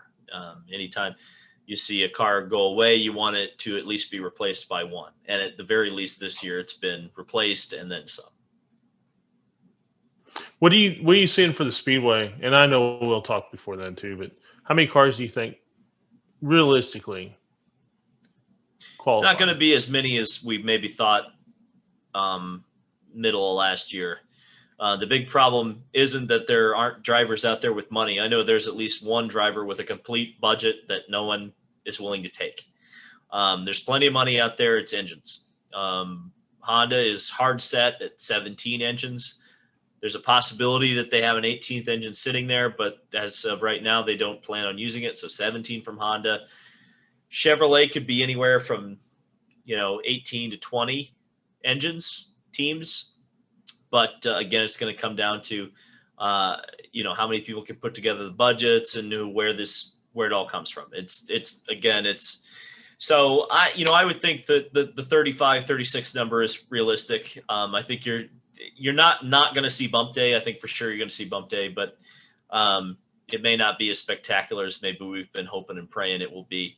And then I don't know what's going to happen in 23. I think 23, we're really going to be struggling for cars, but we'll see. Yeah. I don't have a big enough idea yet. I mean, I know you do, but I don't know what the landscape looks like for 23 yet. So less. Right. The problem is engines. Again, it's engines. Right. So there's the two problems of this year. You have the equipment. Next year you don't. It's all new stuff. Right. It sounds like maybe 12 from each manufacturer for the full season. That gives us 24. It looks like we've got 26 to 27 full-time cars this year. So you have to reduce the field by 3 somehow. Right. That's not good. Nope. Less is more, except for when you're trying to have more. Yep. To me, there's no such thing as too many cars in racing.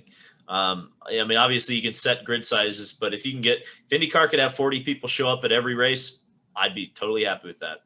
Nope. I would have no problem. Absolutely. See, I don't think it would hurt the quality of the field. You have more cars show up, the cream will rise to the top even more. I think the Indy 500 fields have been stronger this year than they have been these last couple of years than they have been in the previous decade, specifically because the price of poker is so high. You have to have the best driver. You can't just show up with a crap mobile and a bad driver and expect that you're just going to put together 4 laps and make the show. It's not how it works anymore.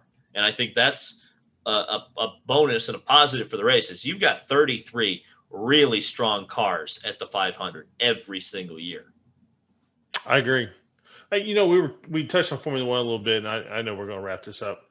But one thing I would say about Formula One, they have better be careful of, is so much of what they do. Lewis Hamilton has a gravity all into himself. I mean, everything kind of revolves around him, and I don't care what anybody says about Verstappen or anybody else. If you don't have Lewis, you don't have the popularity of Verstappen. I mean, that's just how it is. Yeah. And he will retire at some point. Pretty soon. And he hints probably. at it every year. So it is going to be interesting to see, like you said earlier, how are they preparing for that? Because that man will walk off into the sunset at some point. Yeah. I think one thing that Formula One what will happen with Formula One is that Verstappen will probably eventually take that, he's boring role because that's what happened with Hamilton, right? Everybody complained that he won too much. And then all of a sudden not all of a sudden, but you finally had Verstappen show up and challenge him. So what will happen is that eventually the torch will be totally passed to Verstappen. He'll get 3, 4, 5, 6, 7, how many championships? And someone will come along through the pipeline, work their way up, and challenge Verstappen. And something similar will happen again, where Verstappen will probably get sick of it. He'll leave. He'll go do something else. And that new challenger, and that's just how Formula One works.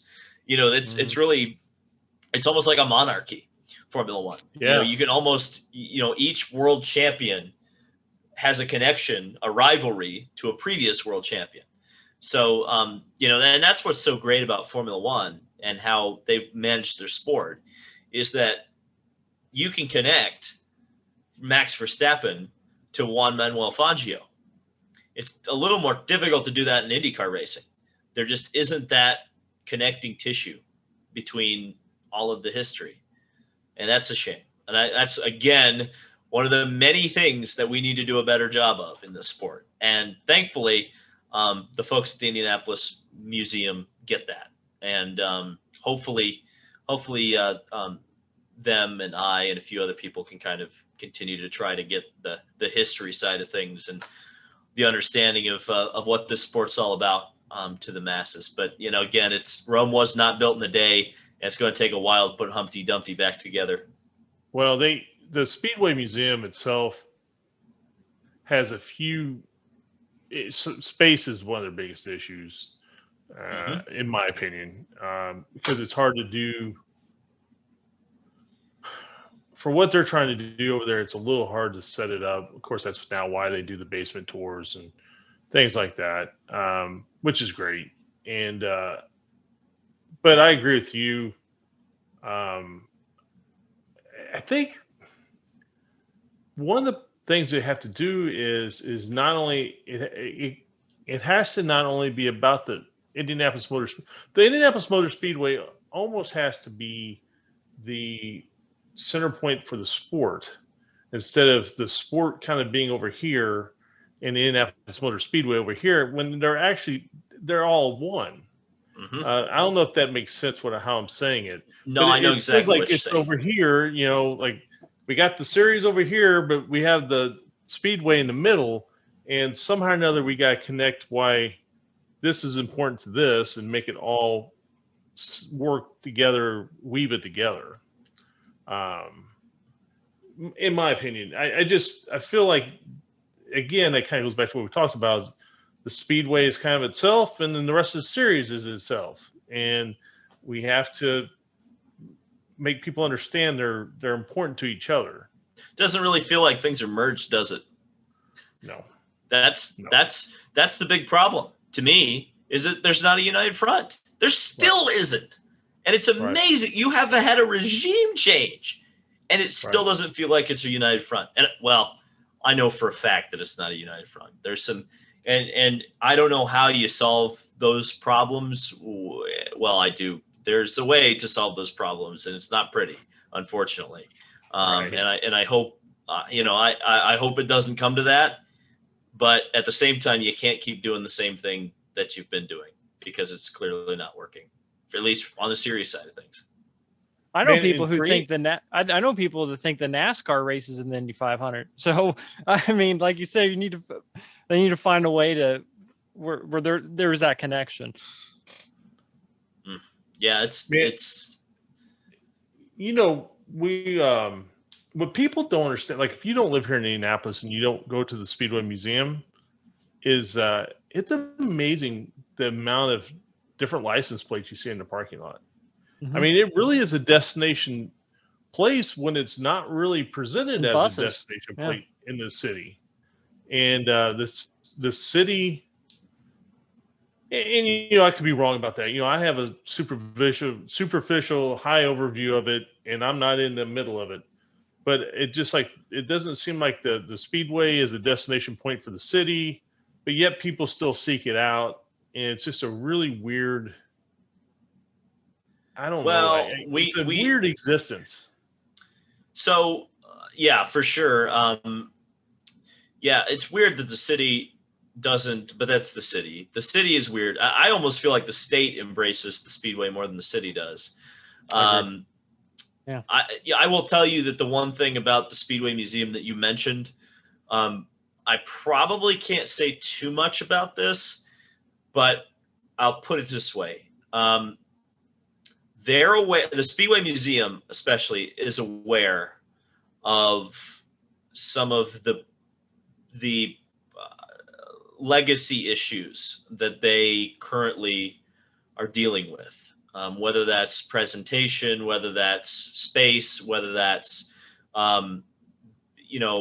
being known as a destination place in Indianapolis.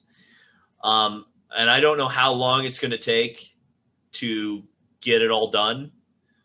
It could be decades, but they're aware and they're working on it, which I think is more than can be said for the past probably 25 years. I think the big, honestly, and I could say this because it's happened, is the biggest thing that you can look at and point to and say things are starting to turn around, especially with the museum, is they added their first Indy 500 winning car to the collection since 1995 with the 86 Bobby Rahal car. They had not bought or acquired a new car since 1995, an Indy 500. I realize that. That's crazy. Well, I didn't either. I wonder what happened in that time period. I don't know. There was money going else. So somebody was co-signing loans on chassis in another series. That's so weird. Who owns the actual stuff in the museum? Penske doesn't, right? Someone else doesn't. owns it. It's a separate 501c charity. I think I said that right. So it's separate, but he owns the museum as a whole. He owns the property, the building, and the building. Okay. The property and the building. So when they did that 501c, now Aaron, I think you know this, maybe you don't know directly, and you may know it, David. So the Holman Company, in fairness to them, they auctioned off tons of their private stuff to help fund that, help spin that off into its own entity. Because I would assume that how they had to do is they had to separate it somehow, and they had to have money exchange hands on paper, would be my assumption somehow, where the 501c becomes its own entity with its own property, and then the speedway itself and all the other holdings were outside of that.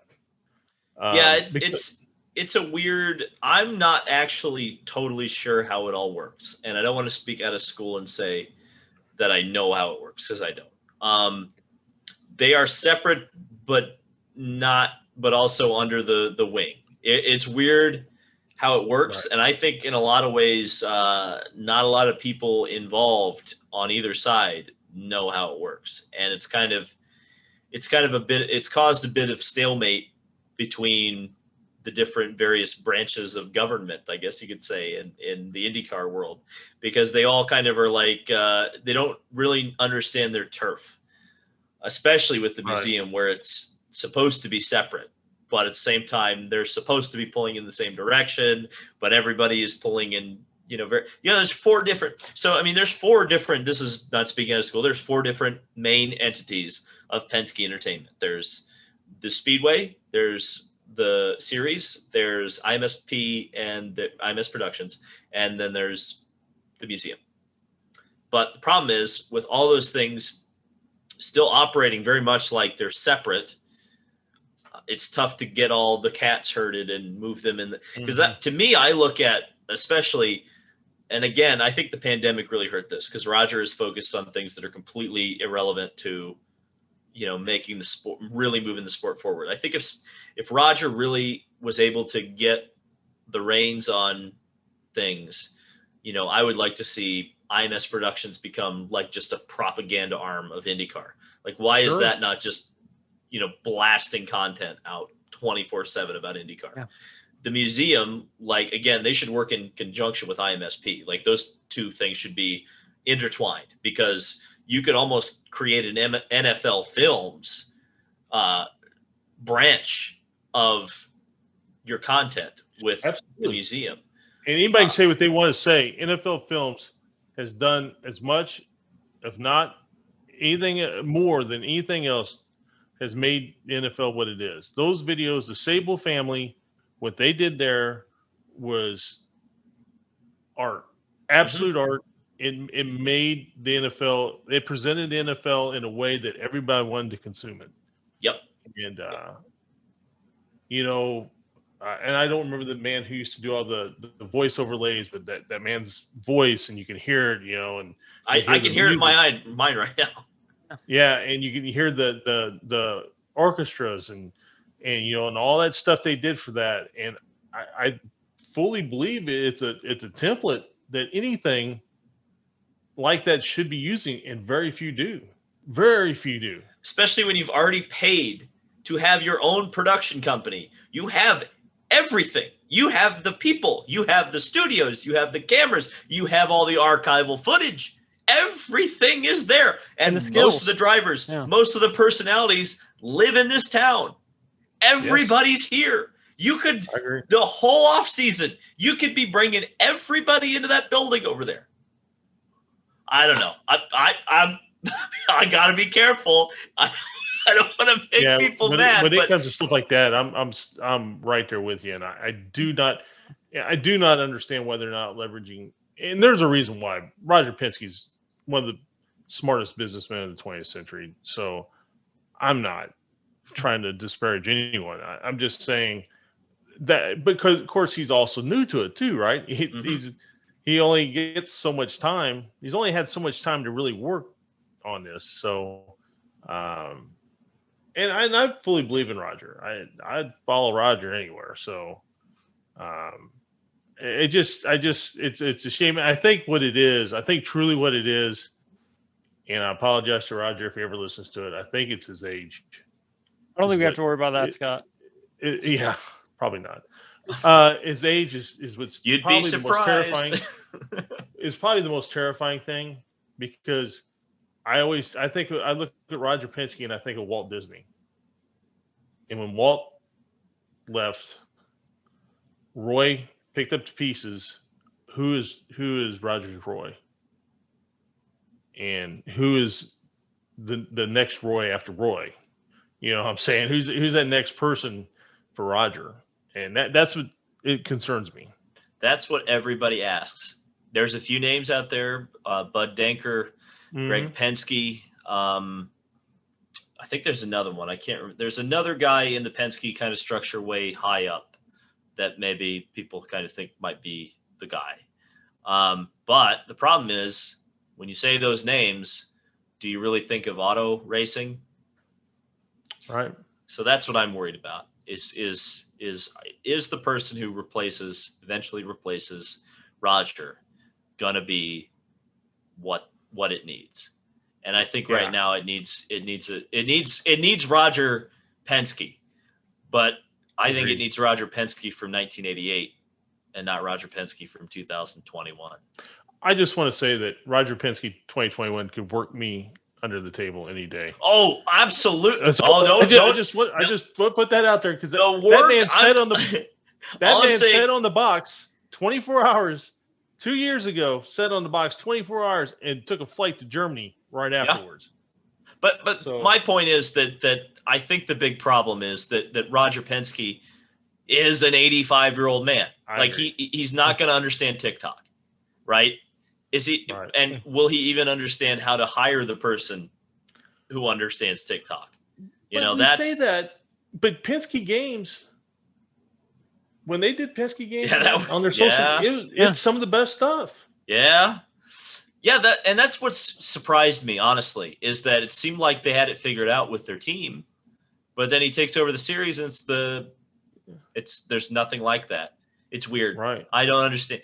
That's the part that I don't understand. Trust me, I asked around. I'm like, what's the deal?